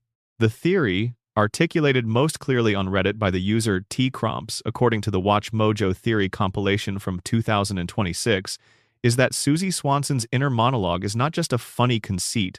It is Avery Bullock, the CIA director, operating Susie's body remotely through CIA consciousness transfer technology. He is inside the baby. He is using the infant body of Joe and Bonnie Swanson's daughter as a surveillance or infiltration platform, presumably to observe something happening on Spooner Street. This is, on the surface, An extremely funny theory, but it has uncomfortable implications. If Bullock is operating Susie's body remotely, then Joe and Bonnie Swanson's child is not being raised by her parents. She is being piloted by a CIA official who has, for reasons the show has never explained, decided that the best way to achieve his aims is to inhabit the body of a baby girl and live on a suburban street in Rhode Island. The fact that Susie's inner monologue is not confused or frightened but is instead composed, articulate, and possessed of a typically British accented gravitas suggests that whoever is in there is quite comfortable with the arrangement, which suggests they have done it before. The theory connects directly to the Brian as CIA experiment theory. If the CIA has been conducting consciousness transfers and body-inhabiting experiments in this universe, if Klaus is one result and Brian is another and Susie Swanson might be a third, then Quahog is not just a quirky fictional Rhode Island town. It is, in some sense, a CIA experiment site. The talking dog next door, the baby with the sophisticated British inner voice across the street, the 1-year-old with a time machine in the crib upstairs, the neighborhood is full of anomalies. The CIA is not far away. And then there is Mayor Adam West, played in the show by the late Adam West, the actor famous for playing Batman in the 1966 television series. Mayor West as a character is presented as genuinely, deeply insane. He does and says things that no rational person in a position of civic authority would do or say. He has conversations with objects. He makes decisions that are clearly the product of a broken relationship with consensus reality. He is, on the surface, the show's example of what happens when a completely unhinged person is given political power, a joke that has acquired additional resonance in the years since the character was introduced. But there is a theory, a gentler and more charming one than most on this list, that Mayor West is not actually insane at all. The theory proposes that Mayor West is a perfectly rational, highly functional man who has, for reasons that may include genuine strategic calculation, chosen to present himself as insane as a form of protection. A politician who appears to be completely unpredictable and untethered from reality is, paradoxically, very difficult to oppose.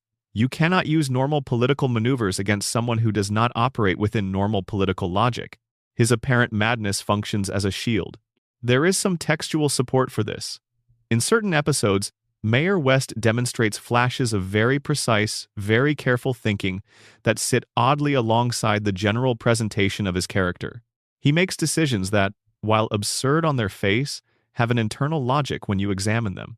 He navigates political situations in ways that a genuinely unhinged person would struggle to navigate, and he always somehow maintains his position.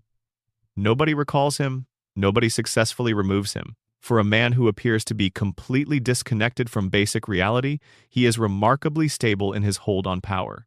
The theory's most appealing version is the simplest.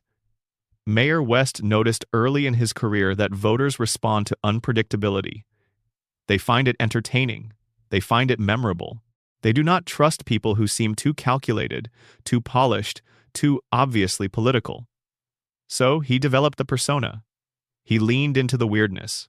He made himself into a character who people could not quite figure out, and he rode that uncertainty all the way to the top of whatever passes for civic leadership in Quahog. And once he was there, he stayed. Because nobody knew what he might do if challenged, and nobody wanted to find out. This is ultimately a fairly gentle theory to end on. Not dark in the way that several of the others have been, not unsettling in the way that the grief theory or the purgatory theory unsettles. Just a small piece of alternative reading that makes Mayor West, who is usually treated as pure comic furniture, into someone with a great deal more going on beneath the surface. There are hundreds more theories we could spend time with. The one about Cleveland Brown's brief spin-off show being an alternate universe rather than a continuation of the same one. The one about the water supply in Quahog being contaminated with something that causes the population to behave in ways that their baseline intelligence and moral capacity would otherwise prevent. The one about the giant chicken, Peter's recurring nemesis, being a literal manifestation of Peter's subconscious aggression given physical form. The one about Chris having a secret genius buried beneath his apparent vapidity. The one about the reason Meg's actress changed between Season 1 and Season 2. The one about what Stewie's time machine is actually doing to the timeline every time it is used, and why the show seems so unable to maintain continuity around anything involving time travel. Each of those could sustain a long conversation of its own, Each of them has evidence and structure and people who have put real thought into them. The internet, at its best, is a remarkable place for exactly this kind of slow, collaborative, obsessive attention to the things we love. And Family Guy, for all its imperfections, for all the ways it has changed and sometimes disappointed the people who fell in love with it in its earliest seasons, remains one of the most theorized shows in the history of animated television. That is not nothing. A show that people stop caring about does not generate this kind of intellectual attention. The theories exist because the show matters. Because even now, decades later, people are watching it and thinking about it and asking why, and building answers that are sometimes more satisfying than anything the writers actually provided. There is something comforting about that, actually. About the fact that stories, once they exist, become larger than the people who made them. The Griffins belong to the audience now as much as they belong to anyone. And the audience has made them strange and deep and fascinating in ways that 25 seasons of professional television production never quite managed to do on their own. If you have made it this far, through every theory, every dark corner, every quiet piece of evidence that reframes a silly cartoon as something more mysterious and more emotionally resonant than it appears on the surface, then you are exactly the kind of person this video was made for. You have the patience for the long thought, the willingness to sit with an idea and turn it over and see what it looks like from the other side. That is a lovely quality. Not everyone has it. Stay as long as you like. The night is yours. And if you want to leave a comment about the theory that stuck with you the most, or the one you think is the most convincing, or the one you had never heard before tonight, and plan to spend the next several days thinking about at random, inconvenient moments, I would genuinely love to read it. Theories are best when they are shared, when you get to talk about them with someone else who has been thinking about the same things. And if you have not yet subscribed, this is a gentle and genuine request to do so. It keeps this kind of long, patient, immersive video viable. It means we can keep doing this together, which I hope we do for a long time. Rest well wherever you are, whatever time it is, whatever the lamp beside you looks like, whatever the quiet sounds like in your corner of the world tonight. Quahog will be there when you wake up, stranger than you remembered, and stranger than you knew. Thank you for watching. Expanded sections, additional depth and detail. Section 1 Extended. Why Family Guy breeds theories better than almost any other show. There are animated shows with bigger fandoms. The Simpsons has been on the air longer and has a body of critical analysis that fills academic journals. South Park generated genuine cultural and political conversations for years. Bob's Burgers has a devoted audience that adores it with a particular warmth. But none of them produce quite the same density of fan theory as Family Guy, and when you look at why, the answer is revealing. It comes down to the particular texture of Family Guy's world. The show is formally inconsistent in ways that other animated comedies are not. The Simpsons, for all its longevity, maintains a consistent internal logic most of the time. Springfield has a stable geography. The characters have stable relationships. The jokes operate within a recognizable framework. Even when Springfield becomes fantastical, it does so within rules that feel established. Family Guy operates differently. Its world has rules that it applies selectively and abandons entirely when the episode requires something different. Characters remember things they should have forgotten and forget things they should remember. The town's geography shifts episode to episode. Deaths that should matter do not. Events that should have permanent consequences are never mentioned again. Most television criticism treats this as a flaw, as lazy writing, as the natural entropy of a show that has been on too long and has stopped trying to maintain its own coherence. And it is, partly, that. There is no getting around the fact that Family Guy has been inconsistent in ways that reflect the challenges of producing 22 episodes a season for over 2 decades, with a rotating cast of writers who bring different assumptions and different memories of the show's established canon. But here is what the fan theory community has done with that inconsistency. They have treated it not as evidence of carelessness, but as evidence of hidden complexity. They have asked, what if the inconsistencies are clues? What if the reason the show cannot maintain a stable, coherent reality is that its characters are not inhabiting a stable, coherent reality? What if the fragmentation of the world mirrors the fragmentation of whatever is actually happening beneath the surface of the story? That question is incredibly generative. It turns every continuity error into a potential piece of evidence. It turns every character inconsistency into a data point. It transforms what would otherwise be a frustrating viewing experience, where you notice that Peter behaved in a completely contradictory way between two episodes that aired a week apart into a puzzle. And puzzles are compelling. Puzzles keep you engaged. Puzzles make you watch the show more carefully than you might otherwise, looking for the piece that fits. The show's long run has also created an enormous archive. More than 400 episodes means more than 400 opportunities for the show to contradict itself, to drop an unexplained detail, to reference something it never returns to let a character say something that opens a door and then walk away without closing it. Every one of those moments is a potential theory waiting to happen. The theorists are not inventing the material they work with. They are finding it, episode by episode, in a show that has been leaving fragments of unexplained weirdness behind it for longer than some of its current viewers have been alive. There is also the particular pleasure of theorizing about a comedy. Dramas invite serious engagement because they announce themselves as serious. But when a comedy turns out to have real emotional depth underneath its jokes, when the funny thing turns out to also be the tragic thing, the discovery feels like finding something valuable in a place where you were not looking for it. Family Guy at its best is a show where genuine human feeling hides inside jokes that seem designed to keep you from looking for it. The theories tap into that quality. They are a way of looking past the joke to find the feeling underneath. The show also has, in Stewie Griffin, one of the most theoretically rich characters in the history of animated television. A baby who is also an evil genius who is also, depending on the season, a confused and emotionally complex person searching for identity.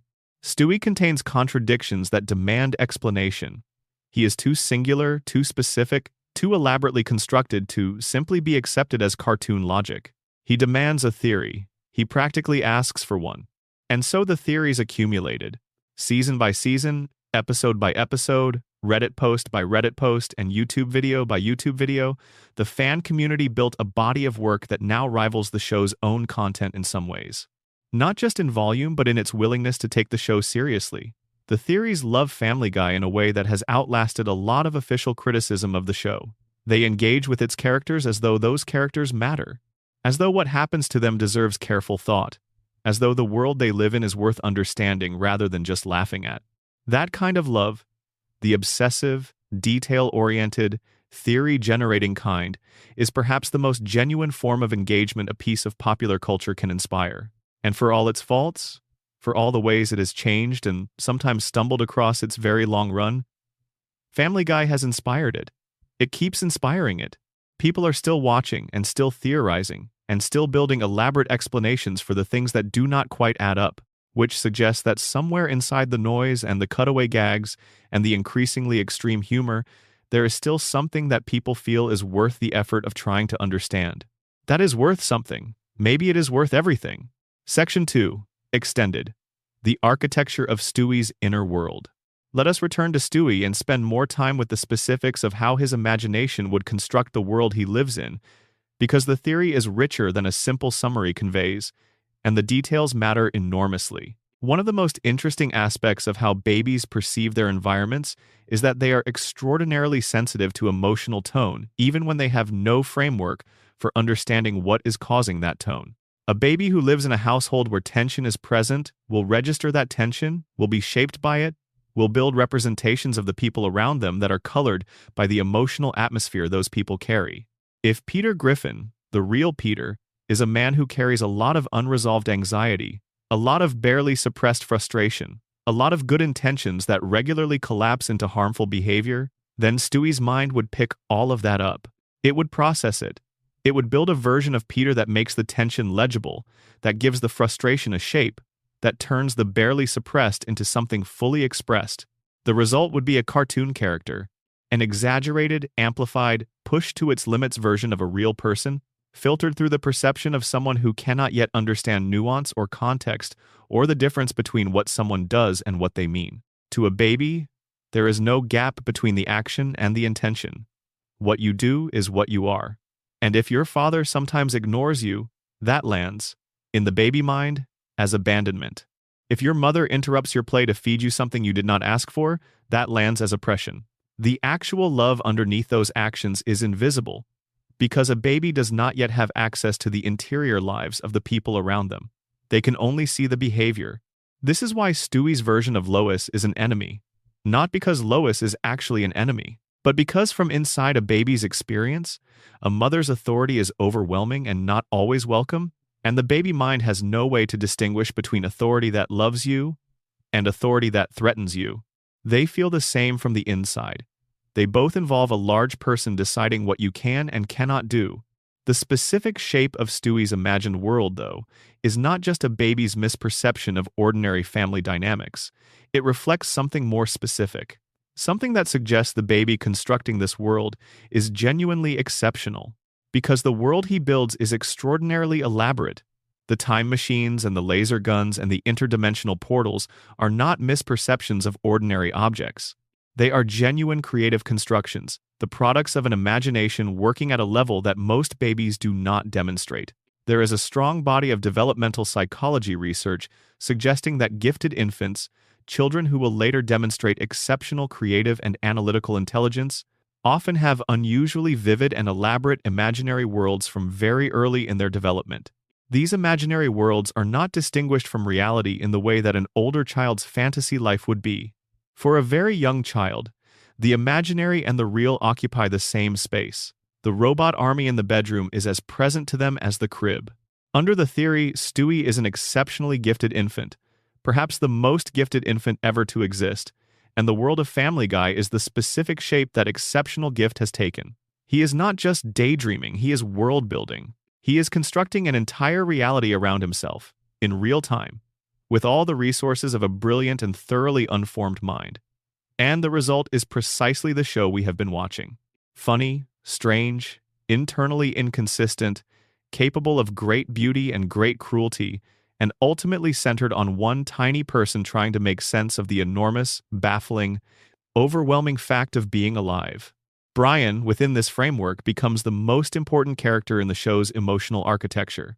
Not because he is the wisest or the most capable, though in the earlier seasons he often is, but because he is the only character who functions as a genuine companion to Stewie, the only one who meets him where he is. And in the developmental world of a baby, the relationship with the family pet is often the most uncomplicated love available. Dogs do not get angry in ways the baby cannot understand. Dogs do not have moods that change without warning. Dogs are reliably, steadily present. For Stewie, Brian is not just a character in the story. He is the stable center of the story, the one thing in the imagined world that feels genuinely safe. This is why episodes that center on Brian and Stewie's friendship tend to be the most emotionally resonant episodes in the show's entire run. They are tapping into something true. Not literally true in the way that plot is literally true, but emotionally true in the way that a dream is true. They are expressing the actual core experience of a baby who loves its dog more than it can say. And the evolution of Brian and Stewie's relationship over the course of the show, from the early seasons where Brian is mostly a sardonic observer of Stewie's evil schemes, to the middle and later seasons where they are genuine companions, and the relationship has real weight and history, reflects a developmental arc. The baby is getting older, in the way that babies do inside their own minds, even before they are old enough to get older in the physical world. The imagined friendship is deepening because the real relationship it is based on is deepening. The baby and the dog are spending more time together. The baby is learning to read the dog's expressions, to anticipate the dog's movements, to understand in the wordless, pre-linguistic way that babies understand things, that the dog loves them back. That is the quiet heart of the entire show, if this theory is right. Underneath everything, under the cutaway gags, and the political satire, and the violence, and the flanderization, and the shock value, under all of it, a baby and a dog becoming family. Section 3 Extended. The specific torments of each Griffin's soul. We have covered the broad strokes of the purgatory theory, but the real power of it lies in its specifics, in the way it maps onto each character with a precision that feels too exact to be coincidental. Consider the particular nature of Chris Griffin's purgatorial experience. Chris is, across the show's entire run, a character of enormous, unrealized potential. He has shown, in various episodes, a genuine artistic talent. He draws well. He has a sensitivity and a perceptiveness that appear in flashes and then get swallowed by his general aimlessness. He is a teenager who should by rights be developing into someone, becoming something, moving toward a future, and he never does. He remains perpetually a teenager, stuck in the same year of high school that he has been in since the pilot episode, never advancing, never changing in any meaningful way, never becoming. In life, if we accept the purgatory framing, Chris may have been someone who squandered his gifts. Someone who had real potential and chose not to develop it, who drifted when he should have committed, who took the easy path when the harder one would have led somewhere genuinely good. Now he lives in an eternal version of the moment before potential either blooms or dies. He is always almost becoming. He is always right at the edge of figuring out who he is. And the edge never resolves. The almost never completes. That is purgatory for someone who refused to grow, being held forever in the state of about to grow, never actually doing it. The social dynamics of Quahog also make more sense within the purgatory framework when you look at them carefully. The town is populated by people who are, almost uniformly, stuck in patterns they cannot break. Tom Tucker, the local news anchor, is permanently anchored to a failing local news desk, his ambitions long since crystallized into bitterness. Dr. Hartman, the family's physician, is perpetually incompetent in ways that endanger everyone he treats, held forever in the role of someone who should be capable of help, but who fails at the crucial moment. Herbert, the elderly neighbor with his disturbing affections for Chris, exists in an eternal state of desire that he cannot act on. Every character in Quahog, not just the main family, seems to be living in a particularly specific and perpetually unresolved version of their worst qualities. That is the character of purgatory in most theological traditions that maintain the concept. It is not torture for its own sake, it is confrontation. You do not experience random suffering in purgatory. You experience the suffering that is specific to what you carry. And the specific suffering of the Griffins and their neighbors is always precisely tailored to who those characters were and what they failed to do or failed to be. Bonnie Swanson offers a particularly striking example. Throughout the show's run, Bonnie is presented as deeply unhappy in her marriage to Joe. She has expressed, at various points, a desire to leave, a desire for a different life, an awareness that the relationship she is in is not serving her, and yet she stays. She cannot leave. Something always pulls her back or prevents the escape. In the show's official logic, this is sometimes played for comedy and sometimes played for pathos, but it never resolves. Bonnie is perpetually on the edge of a decision she cannot make. If Joe was a man whose disability, caused by his confrontation with the murderous snowman, changed the entire shape of his life and the lives of the people who loved him, then the people in his circle are all living in the shadow of that event. Bonnie, who chose to stay with Joe when she could have left, is experiencing what it means to honor a commitment that costs you everything. Whether that is her redemption or her punishment is a question the theory leaves deliberately open. The most interesting purgatorial case, from a structural standpoint, is Stewie. We have established that he gets better across the show's run, that his evil genius gradually gives way to something more human and more compassionate. But the purgatory theory would suggest that this is not the natural trajectory of character development on a long-running animated show. It is something more specific. Stewie is working. He is actively earning his way towards something. The time machines and the weapons and the world domination schemes of his early existence were the expression of a soul that came in carrying enormous concentrated darkness. A baby who wanted to destroy his mother is not a funny cartoon premise in this reading. It is the specific moral weight that this particular soul arrived with, the exact shape of the thing that needed to be worked through. And it is being worked through, slowly, painfully, in the gradual way that genuine moral growth happens. Each season where Stewie is a little softer, a little more capable of love, a little less obsessed with destruction, is a season where he is slightly closer to wherever he is going. The other Griffins are not growing, they are cycling. But Stewie is moving.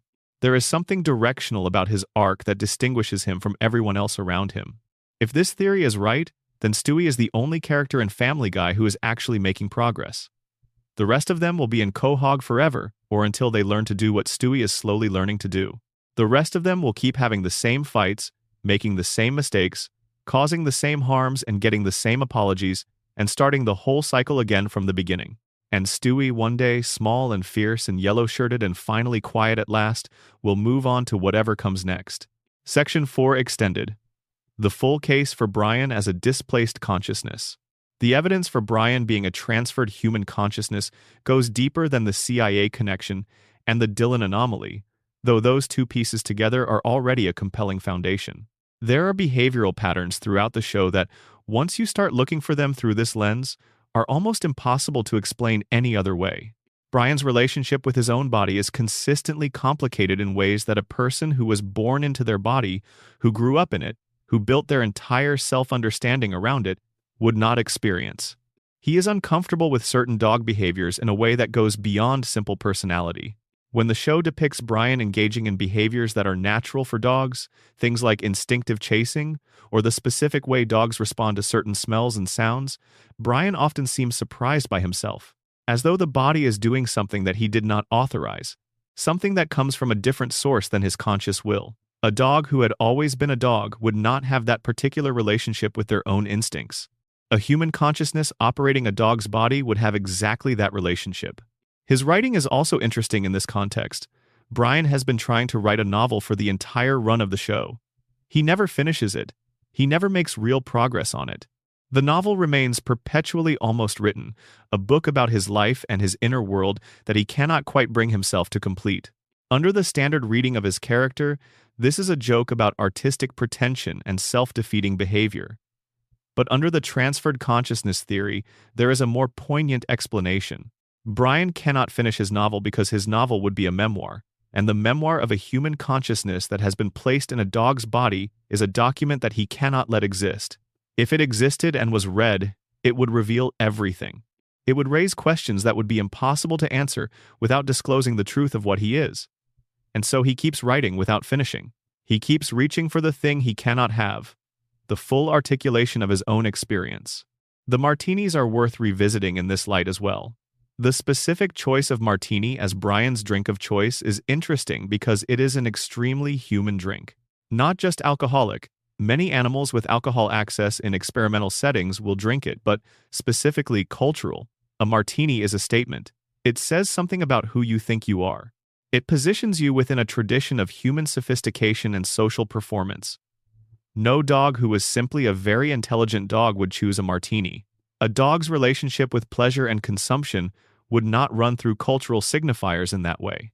But a human who grew up with certain ideas about sophistication and aspiration, who internalized a particular image of what an intelligent, successful adult life looked like, and who found themselves in a body that is several rungs below the social position they imagined for themselves, might very specifically reach for the martini, as a way of saying to anyone who is paying attention, I know what this is, I know what it means. I am not what I look like from the outside. The novel that Brian cannot finish, the martinis that mark him as someone with pretensions his body cannot fully support, the relationships he keeps pursuing with women who cannot truly have him, these are all the behaviors of a displaced person. Someone who knows who they are supposed to be but cannot get there from where they are. Someone performing a selfhood that their circumstances make impossible, and doing it with enough commitment that it occasionally breaks your heart.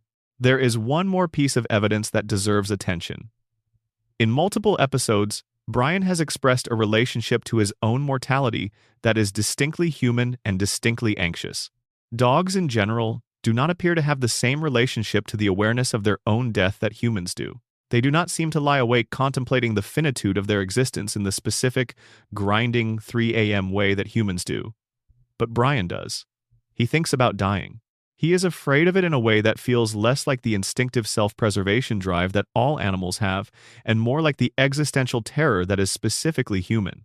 In the Brian and Stewie bottle episode, which is one of the most powerful episodes the show ever produced, Brian reveals that he keeps a gun in a safety deposit box in the bank, not as a weapon for self-defense, as an option for the specific moment when the burden of his existence becomes too much.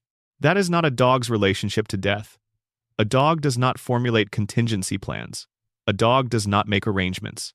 But a human who has been living an impossible life for an unknown number of years, who has found themselves in a body that is not their own, in a world that cannot quite see them, might reach exactly that conclusion. Might think, if it comes to a point where I cannot go on, I need a way out that is in my own hands. I need to know it is available. Brian does not use the gun. He chooses life. Specifically because of Stewie, because of the relationship that matters most to him in his displaced, impossible existence. But the fact that he had it, and the fact that he told Stewie about it in the most honest and raw episode the show ever produced suggests that whatever is inside Brian is carrying something very heavy. Something heavier than a dog's ordinary life should produce. Section 5 Extended. The scope and shape of Peter's delusion. The Peter is going insane theory, as it circulated on Reddit and later went viral on TikTok, was documented extensively by the Family Guy Fanon Wiki, which maintains a dedicated page tracking its origins and evolution. The original Reddit post appeared in 2012, and the theory sat in various corners of the internet for a decade before TikTok users in late 2022 began sharing it with the warning that it was disturbing, which of course ensured it would be seen by as many people as possible. What makes the theory particularly haunting is the way it handles the question of Stewie's impossible genius. In the standard purgatory theory, Stewie's abilities are explained as a feature of the afterlife, a soul with a specific character expressing itself in a specific form. In the grief theory, Stewie's abilities are explained as the product of Peter's imagination, which is not constrained by the laws of physics or logic. And this is actually the more psychologically accurate explanation for why a grief-stricken person's imaginary world would contain impossible things. When the human mind retreats into dissociation or grief-induced fantasy, the version of reality it constructs is not limited by the rules of the real world. It can contain magic, impossibility, wishes fulfilled. Peter, imagining the child he never got to know, imagining a baby in the crib that Lois would have placed there, might very naturally imagine a child who is extraordinary, who is not ordinary. Because ordinary would be a version of the baby who just lived and grew up and became a person, and that version is too close to the real thing, too close to the child Peter actually lost. The extraordinary baby, the baby with the laser gun and the British accent and the time machine, is far enough from reality that Peter can love him without being destroyed by the grief of loving him. The way the show handles the question of whether characters can understand Stewie is also reread by this theory in an interesting way. In Peter's imagined world, sometimes Stewie is heard and sometimes he is not. Sometimes people respond to him, and sometimes they look right through him. That inconsistency is not a writing error. It is the dream logic of grief. Sometimes Peter's mind allows the imagined child to be fully present in the scene, to interact and be interacted with. Sometimes the mind slips and Stewie becomes what he actually is, a fantasy, a baby-shaped absence, and the other characters in the imagined world simply cannot quite reach him. The moments when Stewie is effectively invisible, when he delivers an elaborate speech and nobody responds, are not moments of cartoon logic.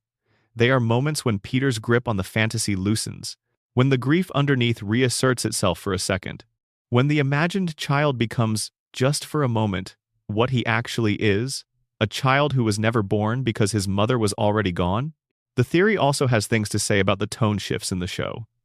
We have established that the later seasons are darker, meaner, more graphically violent. Under the grief theory, this reflects Peter's deteriorating mental state. But there is a more specific dynamic worth examining: the way the show handles Peter's violence specifically. In the early seasons, Peter's physical confrontations are cartoonish. He falls down, gets hit by things, runs into walls, standard animated comedy, physical humor. But in the later seasons, the violence becomes much more realistic and detailed. Injuries are rendered with a specificity that goes beyond cartoon logic. The suffering is drawn more carefully. The harm feels more like harm. Under the grief theory, this represents the intrusion of Peter's real-world experience into his fantasy.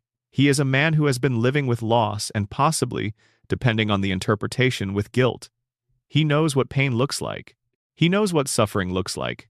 And as his mental state deteriorates and his grip on the fantasy weakens, the real world's pain starts bleeding through. The comfortable, rubbery cartoon violence of the early seasons reflects Peter at his most insulated.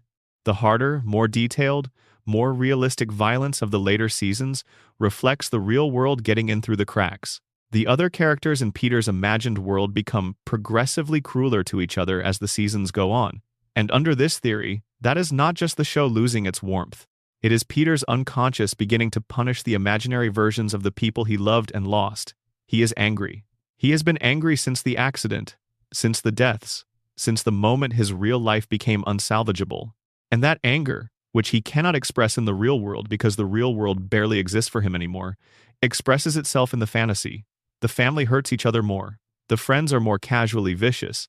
The town is a little more ready to cause harm, because the man dreaming all of this is carrying a wound that never healed, and a rage that has nowhere to go. Brian, as the one real element in the fantasy, the actual family dog who is genuinely present with Peter in whatever space he actually inhabits, is the gentlest figure in the show. His moments of genuine cruelty in the later seasons, which conflict with his essential character, might be read as the points where Peter's anger reaches even Brian, even the thing he is basing on something real, even the dog sitting with him in the empty house. The theory does not offer Peter a way out. He is not going to be healed by anything that happens in the show. The show is his mind. The show is what is keeping him alive, possibly. The fantasy of his family is the thing he is holding on to, and if it collapsed, if the imaginary Meg and Chris and Lois and Stewie dissolved back into what they actually are, what would remain? Just a man in a house, alone, with a dog. That is not a show. That is just grief. Section 8. Extended. Evidence in the specific character changes. The multiverse theory's most compelling evidence is in the specific nature of how the characters changed between the original seasons and the revival, because the changes are not random. They are not the kind of diffuse, generalized drift that you would expect from a writing staff transition. They are changes that tend to go in one specific direction, toward exaggeration of negative traits and away from positive ones. This is the specific pattern that the multiverse theory addresses by saying, these are not the same characters.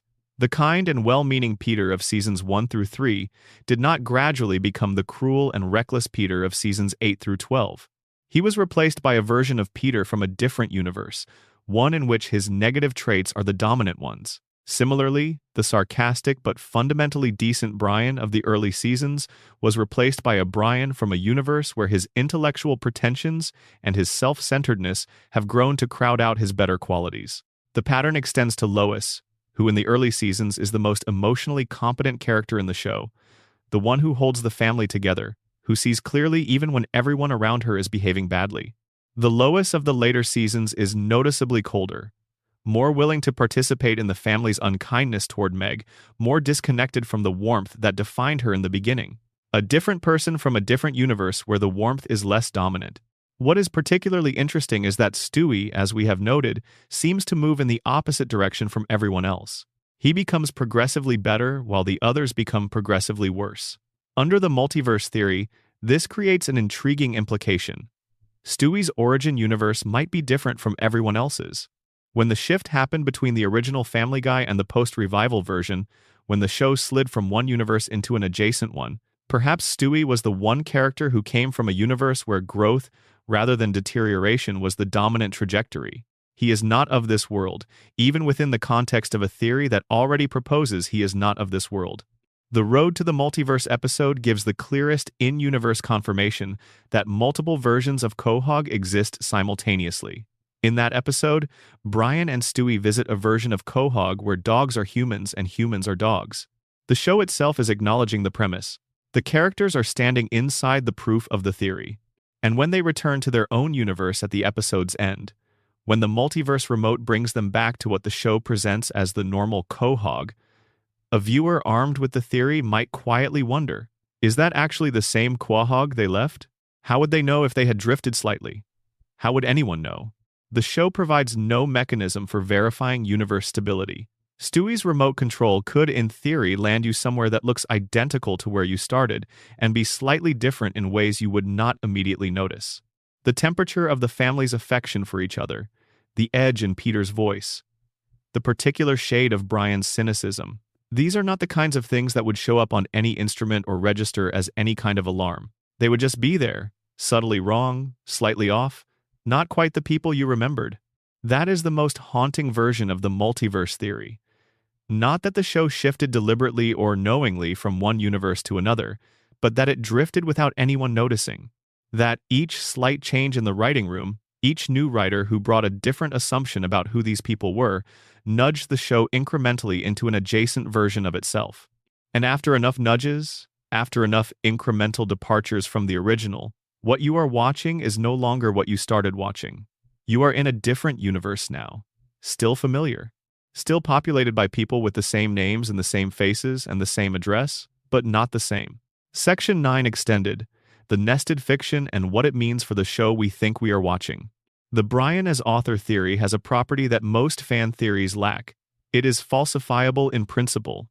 If Brian wrote Family Guy as an exaggerated version of his real life, then the episodes should be less reliable the further they get from his direct experience, and more reliable the closer they stay to it. That prediction holds up remarkably well when you examine the show's most and least narratively coherent episodes. The bottle episode in the bank vault is one of the most tightly written, most internally consistent, most psychologically precise episodes the show has ever produced. It is also an episode that consists entirely of Brian and Stewie talking. It centers on Brian's own inner world, his fear of death, his relationship with Stewie, the things he carries that he cannot normally say out loud. If Brian wrote the show, this episode is the one that required the least invention. He did not have to imagine what anyone else was thinking or feeling. He just had to transcribe what he experienced. The result is the best episode the show ever made. Compare that to the episodes centered on Peter's work life, or Chris's social dynamics at school, or the political machinations of Quahog's civic leadership. These episodes tend to be the most narratively thin, the most reliant on cutaway gags as structural support, the most prone to inconsistency and non sequitur. If Brian is writing them, he is writing about worlds he has only glimpsed from the outside. He knows what Peter is like. He lives with Peter, but he does not know what Peter's relationship with his coworkers was actually like from the inside. He can only extrapolate, and the result is thin. The alcoholism explanation for the show's progressive deterioration is also, within the Brian as author frame, one of the most coherent things the theory offers. Brian's relationship with alcohol is a major character trait throughout the show's run. In the early seasons, his drinking is presented as a problem, but not an overwhelming one. He drinks too much, but he functions. He writes. He thinks. He maintains his relationships. In the middle seasons, his drinking becomes more extreme, his behavior more inconsistent, his grip on his own best qualities less reliable, and the show around him deteriorates in exactly the same period. The character gets worse, and the show gets worse at exactly the same time. If the show is Brian's novel, then the deterioration of the prose is the deterioration of the author. The cutaway gags that go on too long are the digressions of a writer who is losing the thread. The characters who stop making psychological sense are the characters of a writer who has started to lose his feel for people. The shock value that replaces wit is the move of a writer who can no longer generate genuine insight and substitutes extremity in its place. Brian's artistic decline and the show's decline are not parallel developments. They are the same development. The show is his decline, captured in real time as he wrote himself getting worse. The meta-episodes, the ones where the show breaks its own fourth wall and acknowledges that it is a television show, take on a new dimension in this reading. When the characters reference the show's declining quality, when Peter looks at the camera and makes a joke about how the writing has gotten lazy, those are moments when Brian's narrator voice breaks through. When the author speaks directly to the reader, dropping the fiction for a moment, acknowledging the gap between what the work should have been and what it has become, it is not the show making fun of itself. It is Brian, sober enough in that moment to see what he has done to the story, unable to stop doing it, writing the acknowledgement of failure into the text of the failure itself. That is, if you have any sympathy for failed writers and their relationship to their work, an extraordinarily sad thing to have written. The American Dad connection, the confirmation that Family Guy exists within that universe as a television show that Stan Smith watches, might be the final layer of the nested fiction. In that reading, Brian's novel was adapted into a television show within the world of American Dad. The show became popular enough that someone like Stan Smith, a mid-level CIA agent in a suburb of Washington, D.C., has watched it and formed opinions about its characters. Brian's fictionalized version of his own life became entertainment for a world that does not know he is real. The author is inside his own work, which has been adapted without his knowledge or control, and the people watching it from the outside have no idea that the talking dog they find so funny is not a cartoon character at all. He is the one who wrote it. He is still there, inside the text, looking out. Section 10 Extended. The Persistence of a Destroyed World. The most interesting piece of evidence for the Da-Boom canon theory is one that most fans overlook because it sits in plain sight and has been laughed off as a continuity joke. In the episode that takes place on Halloween each year, and in the various episodes that occur during winter, the town of Quahog always looks exactly as it should for those occasions. Decorated storefronts, seasonal weather, appropriate outdoor scenes. The physical infrastructure of the town appears intact and functioning. But there are moments, scattered across various episodes, where the infrastructure reveals unexpected fragility. Buildings that should be permanent fall down. Parts of town that should be well established turn out to be unstable or temporary. The Griffin House itself has been damaged or destroyed multiple times in ways that would require total reconstruction, and yet it always appears normal in the following episode. Not renovated, not patched, just back to normal, as though the damage never happened. Under the Daboom theory, this is the behavior of a post-apocalyptic settlement that has gotten very good at rebuilding quickly. Not because of magic or cartoon logic, but because the people of Quahog have been doing it for years. Since the 31st of December, 1999, they have been living in a world that requires constant maintenance and constant rebuilding. They have developed systems. When something falls down, they build it back. When something is destroyed, they replace it. The speed of their rebuilding is not impossible. It is practiced. The specific things that fail or go wrong in Quahog also take on meaning within this framework. The town has an unusually high rate of disasters, explosions, structural failures, and catastrophic events compared to any real-world Rhode Island suburb. In the show's official logic, this is because it is a comedy and disasters are funny.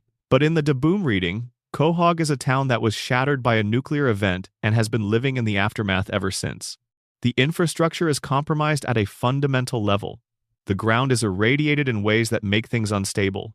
The materials used for reconstruction are whatever was available in the post-apocalyptic landscape, not the best quality. Everything is slightly more fragile than it should be.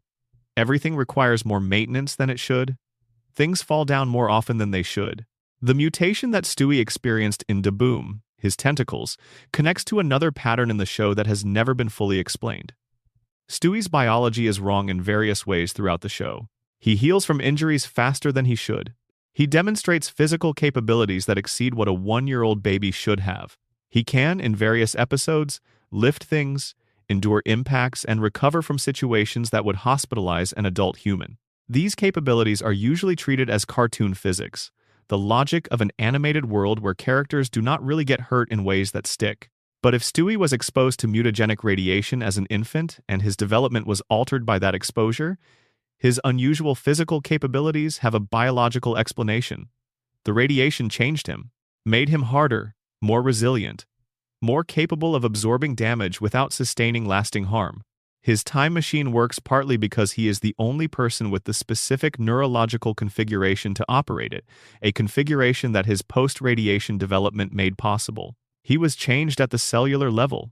He was always going to be exceptional. But the nuclear event of the 31st of December 1999 made him exceptional in a way that even his own genius might not have produced on its own. There is also the question of the show's timeline and its relationship to Y2K specifically. The show premiered in January of 1999, several months before the end of the millennium. Daboom aired in December of 1999, right on top of the actual Y2K date. If the show's writers intended Daboom to be a real event in the show's universe, they placed it at precisely the moment in the show's timeline when it would have maximum impact. The first season established the world. The second season destroyed it. Everything after that, every single subsequent episode, takes place in the ruins. The world that the first season established no longer exists. What remains is a reconstruction, imperfect and unstable, built by people who survived something unimaginable and chose to keep going. Peter building the town of New Quahog at the Twinkie factory in Daboom, with himself as mayor, and promptly mismanaging it into chaos, is a perfectly scaled-down version of exactly what happened to the Quahog of the subsequent seasons. Peter, or a version of Peter, took charge of the reconstruction. He brought his specific blend of good intentions and catastrophic judgment to the task of rebuilding a town. And the town he built is exactly the Quahog we know. Functional at the surface, chaotic underneath, constantly requiring repairs it never quite gets, populated by people who are doing their best with very little. Surviving. Not thriving, but surviving. The Twinkie, in the episode's logic, is the indestructible food source that could sustain life after the apocalypse. Peter tells his family that Twinkies are the only food that can survive a nuclear holocaust. He says cockroaches are the only life forms guaranteed to make it through. And then he sets off for the factory in Natick, Massachusetts, in search of something that can feed them in the new world. The Pawtucket Patriot Brewery, where Peter works in the subsequent seasons of the show, is not far from Natick, Massachusetts. It is a Rhode Island institution, which places it within the general geographic radius of the post-Da-Boom survival zone. In the theory, the brewery is part of the post-apocalyptic infrastructure that the survivors built around the Twinkie factory. They needed food, and they needed something that felt normal, that felt like the world they used to inhabit. A brewery provides both. It produces something consumable, and it produces the specific thing, beer, that is most associated with ordinary human social life. The bar at the Drunken Clam, where Peter and his friends spend an enormous amount of the show's runtime, is not just a place to drink. It is a monument to normalcy, a deliberate recreation of the kind of ordinary human gathering that the nuclear event threatened to erase forever. They go to the bar because going to the bar is what people did before everything ended. They go to remember. Every pint Peter drinks at the Drunken Clam, in this reading, is a gesture of defiance against the apocalypse. I am still here. The world is still here. We are still people who go to bars and drink with our friends and talk about nothing much and go home to our families. The horror of the 31st of December, 1999, did not take this from us. We rebuilt it. We keep rebuilding it. We go on. That is, if you hold the theory generously, rather a moving thing. The show about a buffoonish cartoon family behaving badly to each other in a fictional Rhode Island town is, at its most speculative and most theoretically ambitious, a story about survival. About the stubborn, slightly deranged human capacity to reconstruct ordinary life in the aftermath of catastrophe. To say, we lost everything, and we are going to make pancakes and watch television and argue about nothing and love each other badly and go on anyway, because going on anyway is what we do. It is what we have always done. Section 11 Extended. The deeper architecture of hidden lore. Mayor Adam West's performance of insanity is perhaps the most politically relevant theory in the entire Family Guy canon, given the era in which the show has aired and the various figures who have occupied positions of power during its run. The theory is worth extending because its implications go beyond just the character himself. If Mayor West chose to perform instability as a political strategy, and if it worked for him as durably as it seems to have in Quahog, then the show is making a somewhat dark observation about democratic politics and the relationship between unpredictability and power. Voters in Quahog keep returning Mayor West to office, not despite his apparent madness, but the theory implies, partly because of it, they find him entertaining. They find him different. They do not know what he is going to do next, and in the absence of a compelling alternative, the unpredictable option has a peculiar magnetism. This is a sharper piece of political commentary than the show usually gets credit for, and the fact that it is buried inside a character played entirely for comedy means most people engage with it on the surface level without noticing the thing underneath. The Susie Swanson theory connects to a broader question that the show has never answered. If the CIA has the technology to transfer consciousnesses and to remotely operate human bodies using that transferred consciousness, and if they have been using that technology in Quahog specifically, then what are they looking for? What is in Quahog that makes it worth the investment of multiple embedded agents? The various theories about Quahog's water supply are interesting here. One of the more circulated theories proposes that something in the water supply of Quahog has been causing the population to behave in ways that their baseline intelligence and moral capacity would otherwise prevent. This is usually framed as an explanation for why otherwise normal-seeming people do such consistently abnormal things. But within the CIA's active presence reading, the water supply anomaly might not be an accident. It might be an experiment. The CIA, which in American Dad is clearly engaged in various unauthorized and ethically questionable research programs, may have been using Quahog's water supply to test something, may have been introducing variables, may have been watching. Bullock, operating through Susie Swanson's body, would be the on-site monitor, the field agent embedded in the neighborhood, gathering data on how the population is responding to whatever is in the water. Brian, the result of an earlier CIA experiment, is another data point. The chicken fights, the giant chicken who keeps appearing in Peter's life with escalating levels of violence, might be yet another. Something the agency introduced, or something that escaped from something the agency introduced, now living semi-autonomously in the same environment as their other experiments. This is, admittedly, getting into very speculative territory, but that is the nature of the deepest layer of fan theories. They connect disparate pieces into a unified field theory of the show's weirdness, and the result is a version of Quahog that is less a cheerfully chaotic cartoon town and more a layered, surveilled, subtly contaminated experimental environment where nothing that happens is entirely an accident and the CIA's fingerprints are on more of it than anyone realizes. The giant chicken deserves his own theory, and he has one, though it is more impressionistic than most.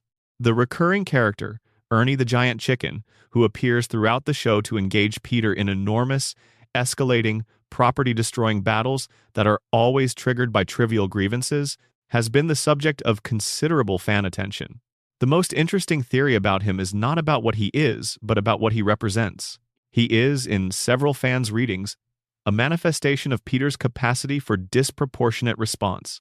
Every fight he has with Ernie is triggered by something small, an expired coupon, a slight or perceived slight, something tiny that Peter reacts to as though it were an existential threat. The giant chicken is the form that takes. He is the thing Peter's psyche calls up when it needs to fully express the rage that it cannot express in normal interactions.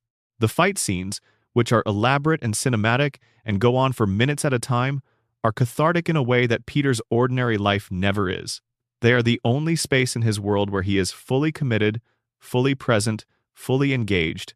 Nothing is held back, nothing is performed.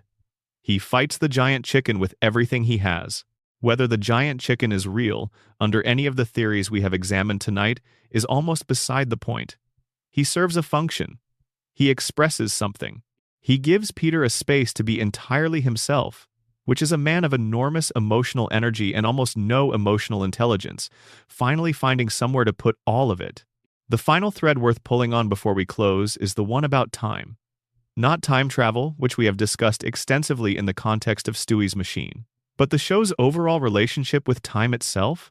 Family Guy exists in what scholars of animation call floating time, a condition where characters do not age and the present is always now. This is standard practice for long-running animated comedies. But Family Guy's relationship with time is more specifically strange than most shows in its category. Characters occasionally age and then unage. References to specific years place events in ways that are mutually contradictory. Meg has been in high school for over 20 years of broadcast time.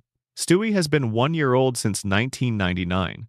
Peter's age, which has been given specific numbers at various points, does not add up when compared to the episodes that establish his history. The theory that ties all of this together most elegantly is the one we have spent the most time with tonight. The idea that the show exists in a reality that does not obey normal temporal rules. Whether that is because it is happening in purgatory, where time operates differently, or inside a baby's mind, where time is not yet linear, or in the aftermath of a nuclear event that disrupted the normal flow of cause and effect, the result is the same.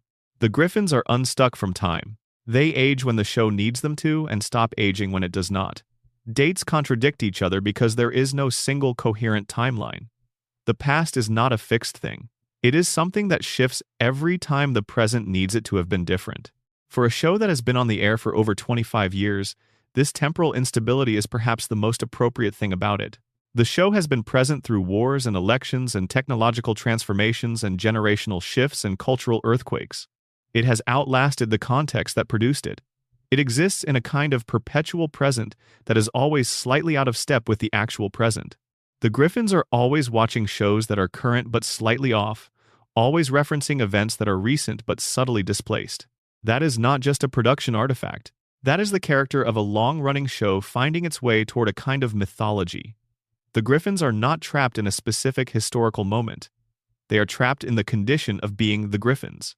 And that condition, with all its specific texture and specific suffering and specific humor, is permanent. It does not resolve. It does not conclude. It simply goes on. Which is, in a strange way, exactly what we want from it. We come back, season after season, theory after theory, to the same characters in the same house on the same street. We know them better than most of the people we have met in our actual lives. We have been watching them make the same mistakes and have the same arguments and fail to grow in the same ways for so long that their consistency, even when that consistency is the consistency of people who are stuck, feels like something to hold on to. The Griffins are always there. Whatever theories we build around them, whatever dark or strange or beautiful explanations we construct for why they are the way they persist. In purgatory, in grief, in a baby's imagination, in the aftermath of a nuclear winter, they persist. Peter makes his terrible choices and Lois endures them, and Meg absorbs the cruelty, and Chris fumbles through another year, and Stewie gets infinitesimally and painfully a little bit better. And Brian writes it all down, badly and brilliantly and with too many martinis and not enough sleep. And the dog keeps writing. He does not stop. Neither do we. End of script. Like, subscribe, and comment where you are watching from and what time it is. Thank you for spending tonight in Quahog. Bonus section. The hidden history of Quahog and the connections nobody talks about. There is a dimension to the Family Guy universe that most fans have accepted without fully examining, which is the specific geography and community structure of Quahog itself. Quahog is presented as a fairly ordinary New England city, the kind of place that exists in the hundreds across coastal Massachusetts and Rhode Island. It has a local news station, a brewery, a diner, several bars, a high school, a church, and various civic institutions. It is, on the surface, unremarkable. But Quahog has a history that the show has occasionally referenced and never fully explored, and some of the most interesting theories about the show's universe are rooted in the specific character of the place, rather than the specific characters who live in it. The town itself, according to various references scattered across episodes, has existed for several centuries. It was a colonial-era settlement. It has participated in the broad sweep of American history. And the families who live there, the Griffins and the Swansons and the Browns and the Quagmires, are not recent arrivals.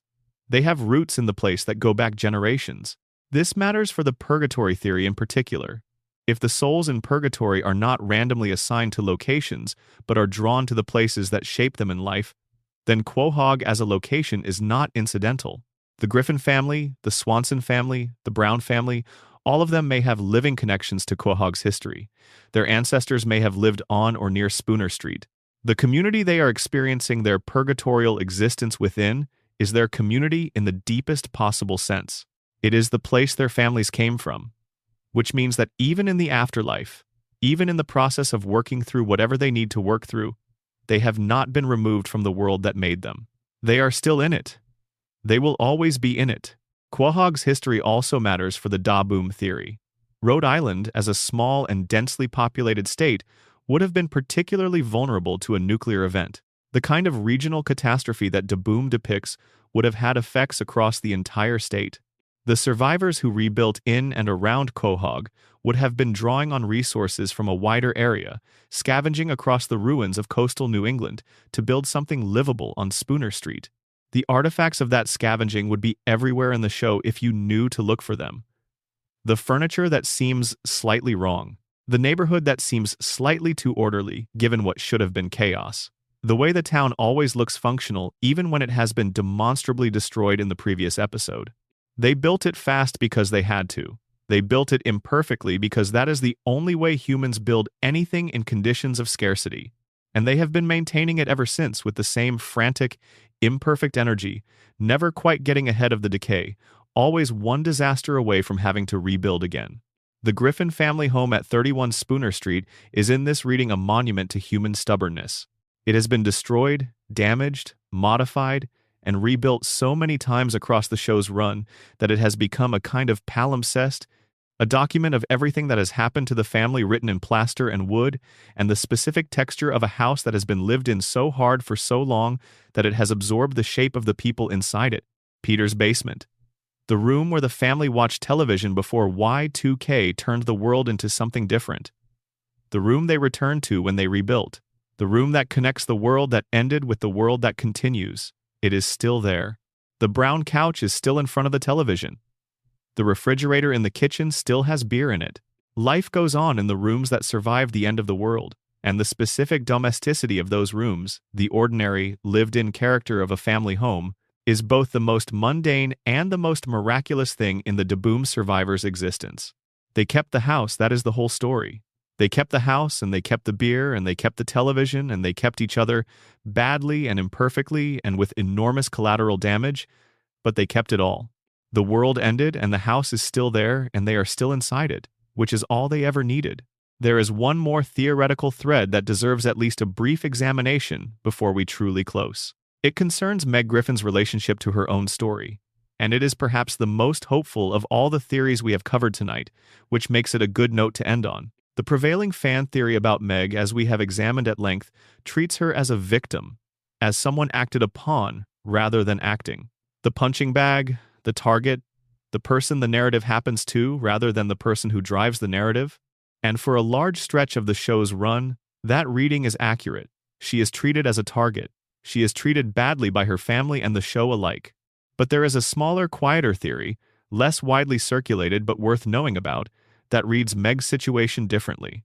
This theory argues that Meg Griffin, across the show's entire run, is the only character who consistently grows in ways that stick. The only one who learns from experience in a durable, rather than episodic way. The only one who builds something real over time rather than cycling back to the starting point after every episode's reset. The evidence for this is in specific episodes rather than broad character arcs, because the show does not allow Meg a broad character arc in the way it allows Stewie one. But within individual episodes, when Meg is given the space to be a full character, she demonstrates resilience, self-awareness, and genuine moral intelligence. She understands what is happening to her. She understands why the people around her treat her the way they do. In the episode where she finally confronts her family, her speech is not just an outburst. It is a precise and accurate analysis of her family's psychology. She has been watching and thinking and understanding for years. The suffering has not broken her. It has made her the most perceptive person in the room. The theory holds that Meg's story is not a tragedy. It is an education. That the years of being treated as nothing have given her a specific kind of clarity about human nature and human weakness that no one else in her family possesses. That when the show finally gives her something to do, when the writing staff that joined in later seasons and pushed back against the constant cruelty began giving her episodes of genuine competence and strength, she was already ready for them. She did not have to become something new. She just had to be allowed to be what she already was. In this reading, Meg is not the least interesting member of the Griffin family. She is the most interesting member of the Griffin family. She is the one who has been paying attention all along. The one who has absorbed everything and processed it and arrived, on the other side of years of pain, at something that looks a lot like wisdom. She is the oldest child. She was there before Chris and before Stewie, or at any rate, before Stewie made himself known. She has been watching this family longer than any of them has been watching each other. And she has learned them. She has learned what makes Peter tick, and what Lois will tolerate, and what Chris cannot handle, and what Stewie is really after underneath all the schemes. She knows this family in their bones because she has been paying the price of knowing them, paying it in the currency of daily indignity and weekly humiliation, for her entire remembered life. And when the bill is finally paid, when the theory reaches its most optimistic conclusion, what Meg will have is not just freedom from the cruelty. She will have the specific, hard-won understanding of human nature that only comes from having been underestimated by people you know better than they know themselves. She will have that. She will carry it. And in whatever life comes after Spooner Street, she will know more about the people she meets than they will ever know about her. That is not a bad ending for a character everyone treated as the least interesting person in the room. That is actually a pretty good beginning.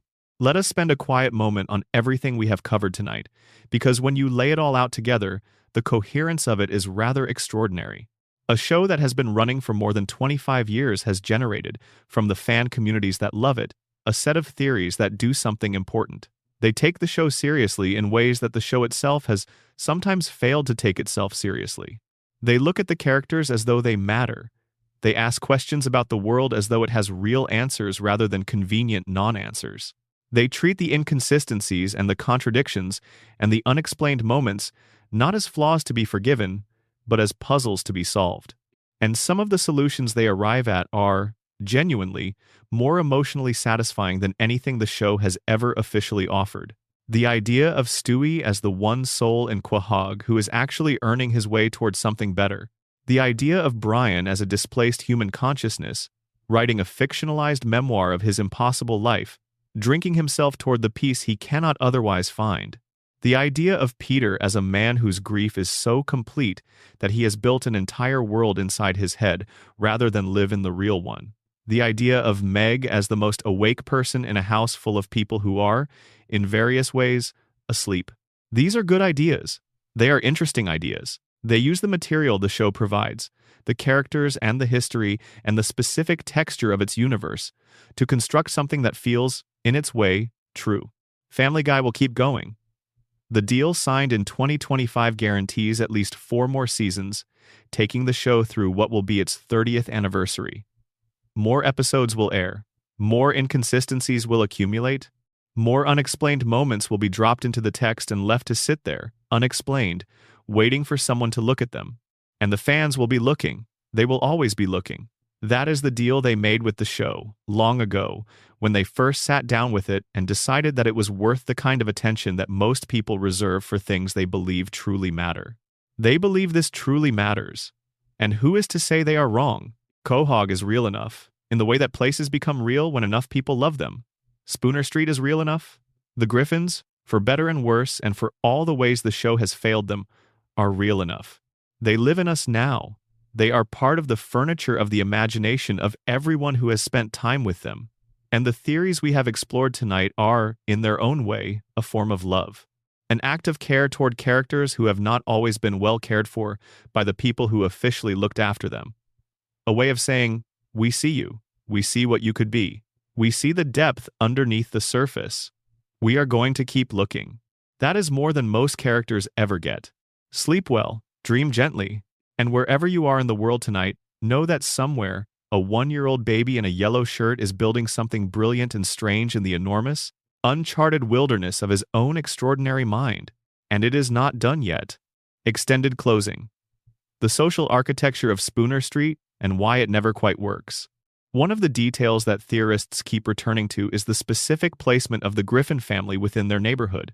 They live at 31 Spooner Street in a house that sits between Joe Swanson's house on one side and Quagmire's house on the other, with Cleveland Brown's former house across the street. This is not an arbitrary arrangement. The show has made use of this geographic specificity in hundreds of episodes, and fans who have mapped the neighborhood carefully note that the proximity of these particular families to each other seems almost calculated. Joe, the wheelchair-using police officer, is the character who represents institutional order and physical limitation existing simultaneously. He is law enforcement, which is society's attempt to impose consequence on behavior. And he is disabled, which means his ability to actually impose that consequence is perpetually compromised. He can see wrong being done. He can know wrong is being done. He sometimes cannot stop it. That specific impotence, placed next door to Peter Griffin, who commits enormous acts of civic harm on a weekly basis, creates a perpetual situation where the mechanisms of accountability are always present and always slightly insufficient. Joe is always just close enough to the chaos to be aware of it and just constrained enough by his circumstances to never fully contain it. Quagmire, on the other side, represents the absence of any moral framework whatsoever. He does what he wants, when he wants, with whoever consents or fails to notice. He has been doing this for over 60 years and shows no signs of slowing or changing or developing any relationship with consequence. He is the dark mirror of Joe. Where Joe represents order that cannot quite enforce itself, Quagmire represents desire that cannot be restrained by anything. These two men, flanking the Griffin household on either side, are in permanent implicit tension with each other, and the Griffins live in the middle of that tension, absorbing both influences simultaneously. That is, if you are inclined towards symbolic reading of residential arrangements, an extremely precise way to have organized a neighborhood. The lawman who cannot fully act on one side, the chaos agent who will never stop on the other. And in the middle, a family trying to be normal in conditions that make normality structurally impossible. Cleveland, who lived across the street before being spun off into his own show, represented a different kind of balance. He was reasonable, patient, slower to anger than anyone else in the group. His house across the street was a counterpoint, a place where a slightly steadier version of working-class suburban life was being attempted. When Cleveland left for his own show, the neighborhood lost that specific counterbalance. The equilibrium it had, fragile as it was, became slightly more unstable without him. His return to the show after the Cleveland show ended was not just a creative reunion. Under the symbolic neighborhood reading, it was the reintroduction of a stabilizing force, not a strong one. Not one that would actually fix anything, but a presence. A reminder that it was possible to be a person in these circumstances without becoming quite as extreme as Peter or Joe or Quagmire. A gentler example of what the neighborhood could be. The Drunken Clam, the bar where Peter and his friends spend a significant portion of every season, is also worth examining as a location rather than just a setting. In traditional American working-class culture, the neighborhood bar serves a function that goes beyond providing alcohol. It is a space of social cohesion, where people who live within walking distance of each other gather to maintain the social fabric, to check in, to establish and reinforce the bonds that make a neighborhood feel like something more than a collection of adjacent houses. The bar is where community happens, where the informal governance of social relationships takes place, where grievances are aired and alliances are formed and the shared understanding of who everyone is gets refreshed and updated. The Drunken Clam and Quahog serves all of those functions and also serves the specific function of giving Peter, Joe, Quagmire, and Cleveland somewhere to be together outside of their individual domestic dramas. It is the neutral ground, the place where the specific pressures of each man's home life are temporarily suspended in favor of the simpler pleasures of beer and conversation, and the company of men who have known each other long enough to require very little explanation of anything. In the Da Boom reading, the Drunken Clam is the most important institution in the post-apocalyptic reconstruction of Quahog. Not the church, not the city hall, not the school, the bar, because the bar is where the survivors go to remember that they are still human beings who can sit together and talk and laugh. The bar is where the community rebuilds itself after every disaster, not through policy or planning but through presence. People showing up, people being in a room together, people choosing each other's company in the specific voluntary way that distinguishes friendship from mere adjacency. That is why, across more than 25 seasons, regardless of everything else that changes about the show, regardless of how the characters shift and the humor evolves and the production changes, the scenes at the Drunken Clam retain something that other scenes sometimes lose. They retain the texture of genuine ease, the particular quality of people who know each other well enough to not have to perform. They can be stupid in front of each other, they can be small, they can be exactly as ordinary as they actually are, without anyone asking them to be more. The bar is the one place in Quahog where the pressure to be something other than what you are does not apply. That quality is, in its way, the most human thing in the entire show. More human than the theories about secret CIA experiments or multiverse portals or baby geniuses constructing imaginary worlds. The simple desire to be somewhere that knows you, to be among people who have seen the worst of you and stayed anyway. To have a stool at a bar that is yours, that nobody else takes, that is there waiting for you when you need to be the version of yourself that doesn't have to try very hard. Peter Griffin, for all his failures, has that. Whatever he is, in whatever version of reality he inhabits, whatever the truth is about his mind and his grief and the family he may or may not have actually lost, he has that. The stool at the end of the bar, the pint glass, the friends who have seen everything and come back tomorrow. That is the thing the show, at its best, has always understood about the specific texture of working-class community. That it is built not from grand gestures but from repetition, from showing up the same time every week for years, from having the same argument about the same thing and knowing that the argument is not really about what it says it is about and choosing to have it anyway because having it is a form of contact, a form of knowing each other, a form of being alive together in a world that has been, by various theoretical measures, already substantially ended. The world ended. They still go to the bar on Fridays. There is something in that worth holding on to.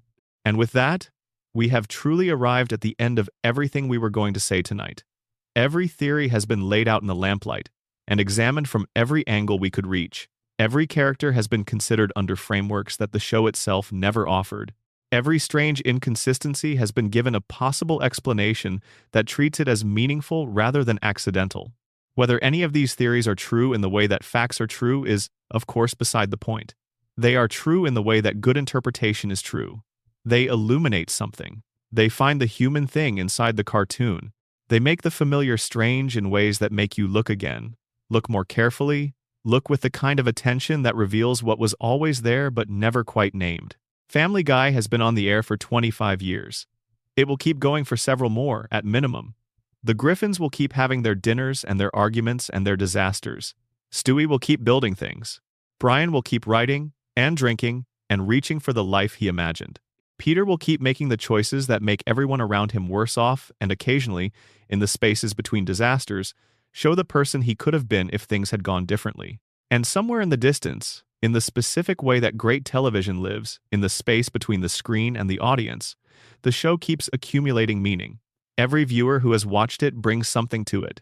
Every theorist who has sat with it and asked why has added something to what it is. The show is not just what the writers made. It is what the audience has made of it. And what the audience has made of it, in 25 years of watching and arguing and theorizing, is something considerably stranger and richer and more emotionally complex than a cartoon about a silly family was ever supposed to be. That is the real miracle of it. That is the thing worth celebrating, even as the quality fluctuates and the characters change in ways that are not always kind to them. A show this long, this imperfect, this impossible to summarize in a way that does justice to everything it has been, still inspires this kind of attention. Still makes people lean forward. Still makes people ask why. As long as it keeps doing that, there is something left in Quahog worth visiting. Even if, as the theories suggest, Quahog is not quite what it appears to be. Even if the street is slightly wrong, and the people on it are carrying things we cannot quite name, and the bar at the end of the road is full of survivors keeping each other company in the long aftermath of the night the world ended. We go there anyway. Every week, every episode, every theory.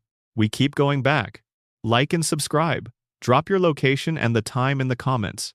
And thank you, genuinely, for spending tonight here. The Yellow Shirt Baby sends his regards, though he would deny it if asked.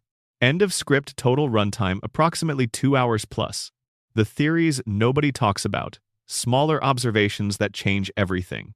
There are theories that do not get the long Reddit threads or the WatchMojo compilations, but which are worth knowing about because they change individual moments in the show in ways that are hard to unsee. These are the smaller observations, the micro-theories, the moments where a single frame or a single line of dialogue, examined carefully, opens a door that the show never closes behind it. The giant chicken's real name is Ernie, which the show confirms in various references. Ernie, a name that is so deliberately ordinary, so specifically not threatening, that it creates a quiet comedy all its own. You do not call a supernatural adversary Ernie. You call a neighbor Ernie. You call a guy from work Ernie. The name suggests that the chicken, the recurring enemy who destroys entire city blocks in pitched battles with Peter, is not supposed to be an adversary at all. He is supposed to be a perfectly ordinary acquaintance, a neighbor-level relationship that escalated into something no one ever intended. The theory surrounding Ernie proposes that the giant chicken fights are not anomalies. They are Peter's relationship with ordinary social conflict, rendered at the scale that ordinary social conflict feels like from the inside when you are someone with Peter's particular emotional architecture. Every neighborhood dispute, every workplace frustration, every social slight that Peter cannot process through normal adult channels gets exaggerated in his mind and in the show's presentation into something operatic and enormous. The fight that started over a coupon, the grievance that should have been a brief, awkward moment and an apology, becomes a 40-minute citywide catastrophe. Peter cannot have a small conflict. He does not possess the emotional regulation equipment for that. For him, every disagreement is the giant chicken fight. Every dispute is total war. And the show dramatizes this not as pathology but as spectacle, which is the particular genius of using the giant chicken as the vehicle for this observation. Because the fights are spectacular. They are among the most visually elaborate and physically inventive sequences the show has ever produced. They are fun to watch. And underneath the fun, if you are looking, is a portrait of someone who experiences minor social friction as existential combat and has no idea how to make it smaller. The specific grievance that started the whole thing, the expired coupon, is also worth a moment of attention. A coupon is a promise. It says, if you do this thing, you will receive this benefit. An expired coupon is a broken promise. It is a promise that was real once and is now void.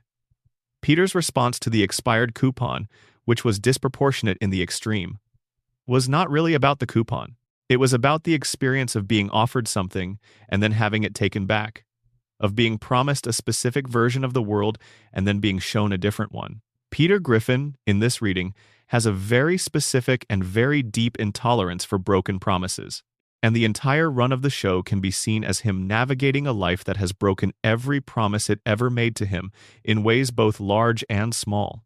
The coupon was just the first one. The first time the world said, "Sorry, that offer has expired," and Peter went to war. Meg's relationship with her own hair is another micro-observation that theorists have found interesting. Across the show's run, Meg's appearance is treated as a major characteristic, the basis of much of the visual humor about her. She wears a pink hat, her hair is generally nondescript, she is not presented as visually striking in any direction. But in episodes where Meg is allowed to be herself, where the narrative treats her as a full character rather than a target, her appearance subtly changes. She stands differently, her face does more. The animators, when given Meg-centered storylines, seem to find her more interesting to draw. This is partly just good animation practice.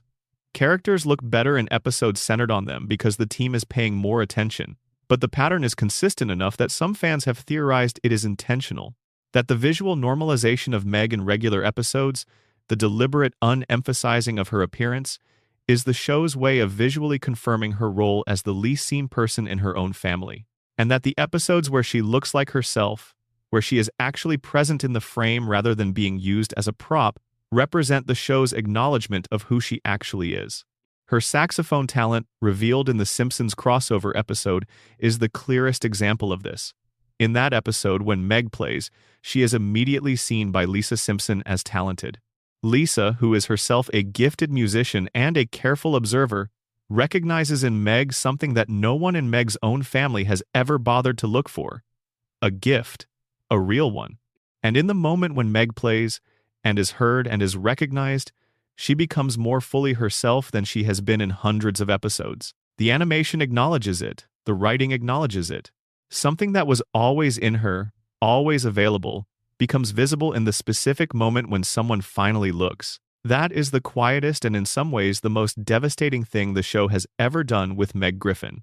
Not the years of abuse, which are loud and pointed and impossible to ignore, but that single moment of being truly seen by someone who is paying attention.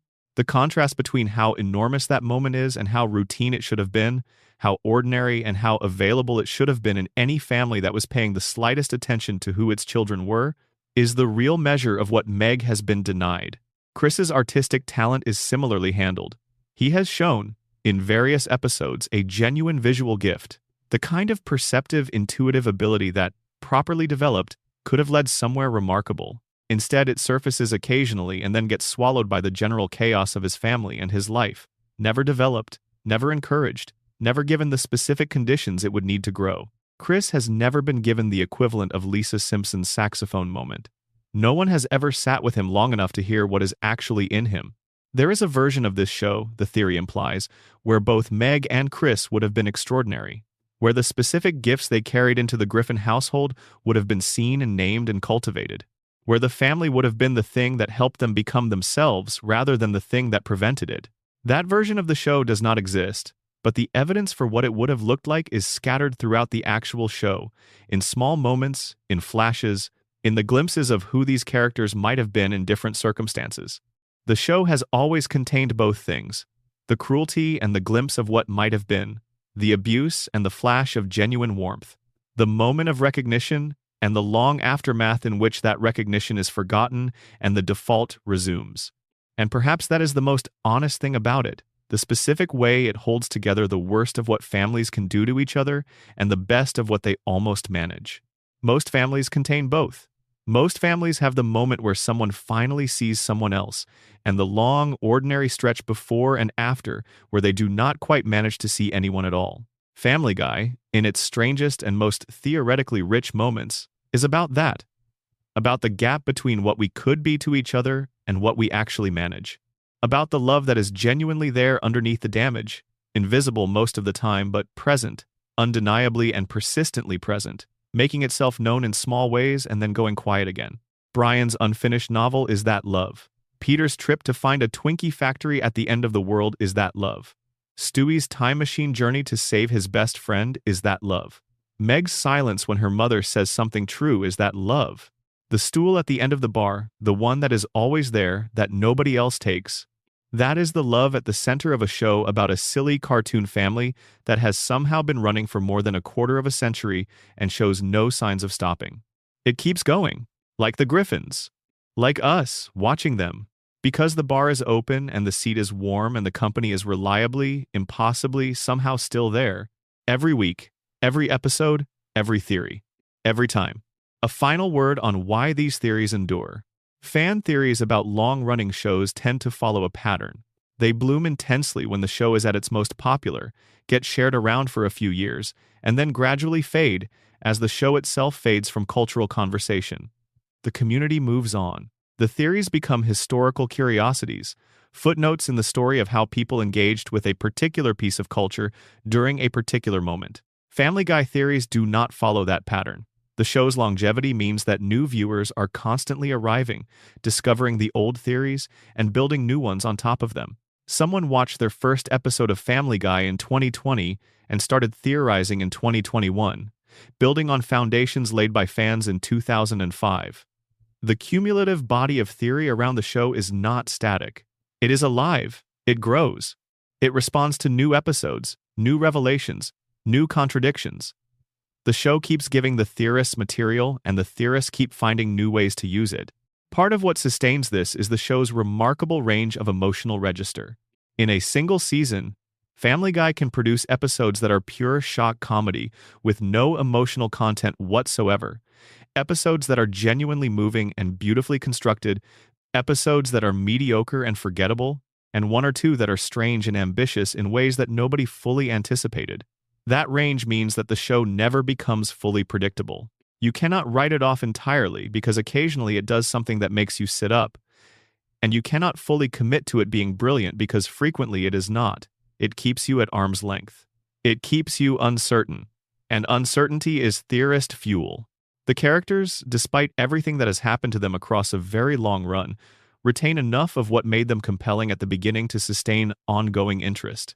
Peter, even at his worst, has moments where the original, lovable fool surfaces briefly and reminds you why you cared about him. Brian, even in the episodes where his behavior is hardest to defend, has moments of genuine warmth that remind you who he was. Stewie, even in the seasons where his evil genius has been almost entirely replaced by something gentler, occasionally lets you see the danger that used to crackle through every scene he was in. Those moments are enough. They are enough to keep people watching, keep people caring, keep people asking the questions that generate theories. If a character is gone completely, if every trace of who they were has been replaced by something unrecognizable, the audience stops theorizing and starts grieving, which is a different posture. The theorist is someone who still believes there is something to understand, someone who has not given up on the idea that the show, looked at from the right angle, will reveal something worth seeing. The Family Guy fan community, across 25 years, has not given up on that idea. They have been frustrated by the show, they have been disappointed by it. They have watched it make choices that seemed clearly wrong and then watched it fail to course correct. They have seen characters they loved become something harder to love. And they have kept theorizing, kept asking, kept building elaborate structures out of the available evidence, reaching for an explanation that makes everything cohere. Maybe nothing makes everything cohere. Maybe the show is exactly what it appears to be. A long-running animated comedy that got better and worse and better and worse over its run, made by a large, rotating cast of writers with varying levels of investment in the characters, produced for a network with economic rather than artistic priorities, and sustained past its peak by the inertia of brand recognition and the genuine affection of a fan base that remembers what it was at its best. Maybe. But the theories are more fun, and more honest in a way, about how deeply the show has lodged itself in the imaginations of the people who love it. You do not build elaborate alternative explanations for a show you merely tolerated. You do not spend years tracking down evidence and constructing arguments for something that never mattered to you. The theories exist because the show mattered, because these characters matter, because the world of Quahog, strange and inconsistent and theoretically compromised as it may be, is a place that people have genuinely inhabited in their imaginations for a very long time. That is worth something. Perhaps everything. Thank you for being here for all of it. Thank you for watching. Like, subscribe, and we will see each other in the next one. The baby with the laser gun says good night.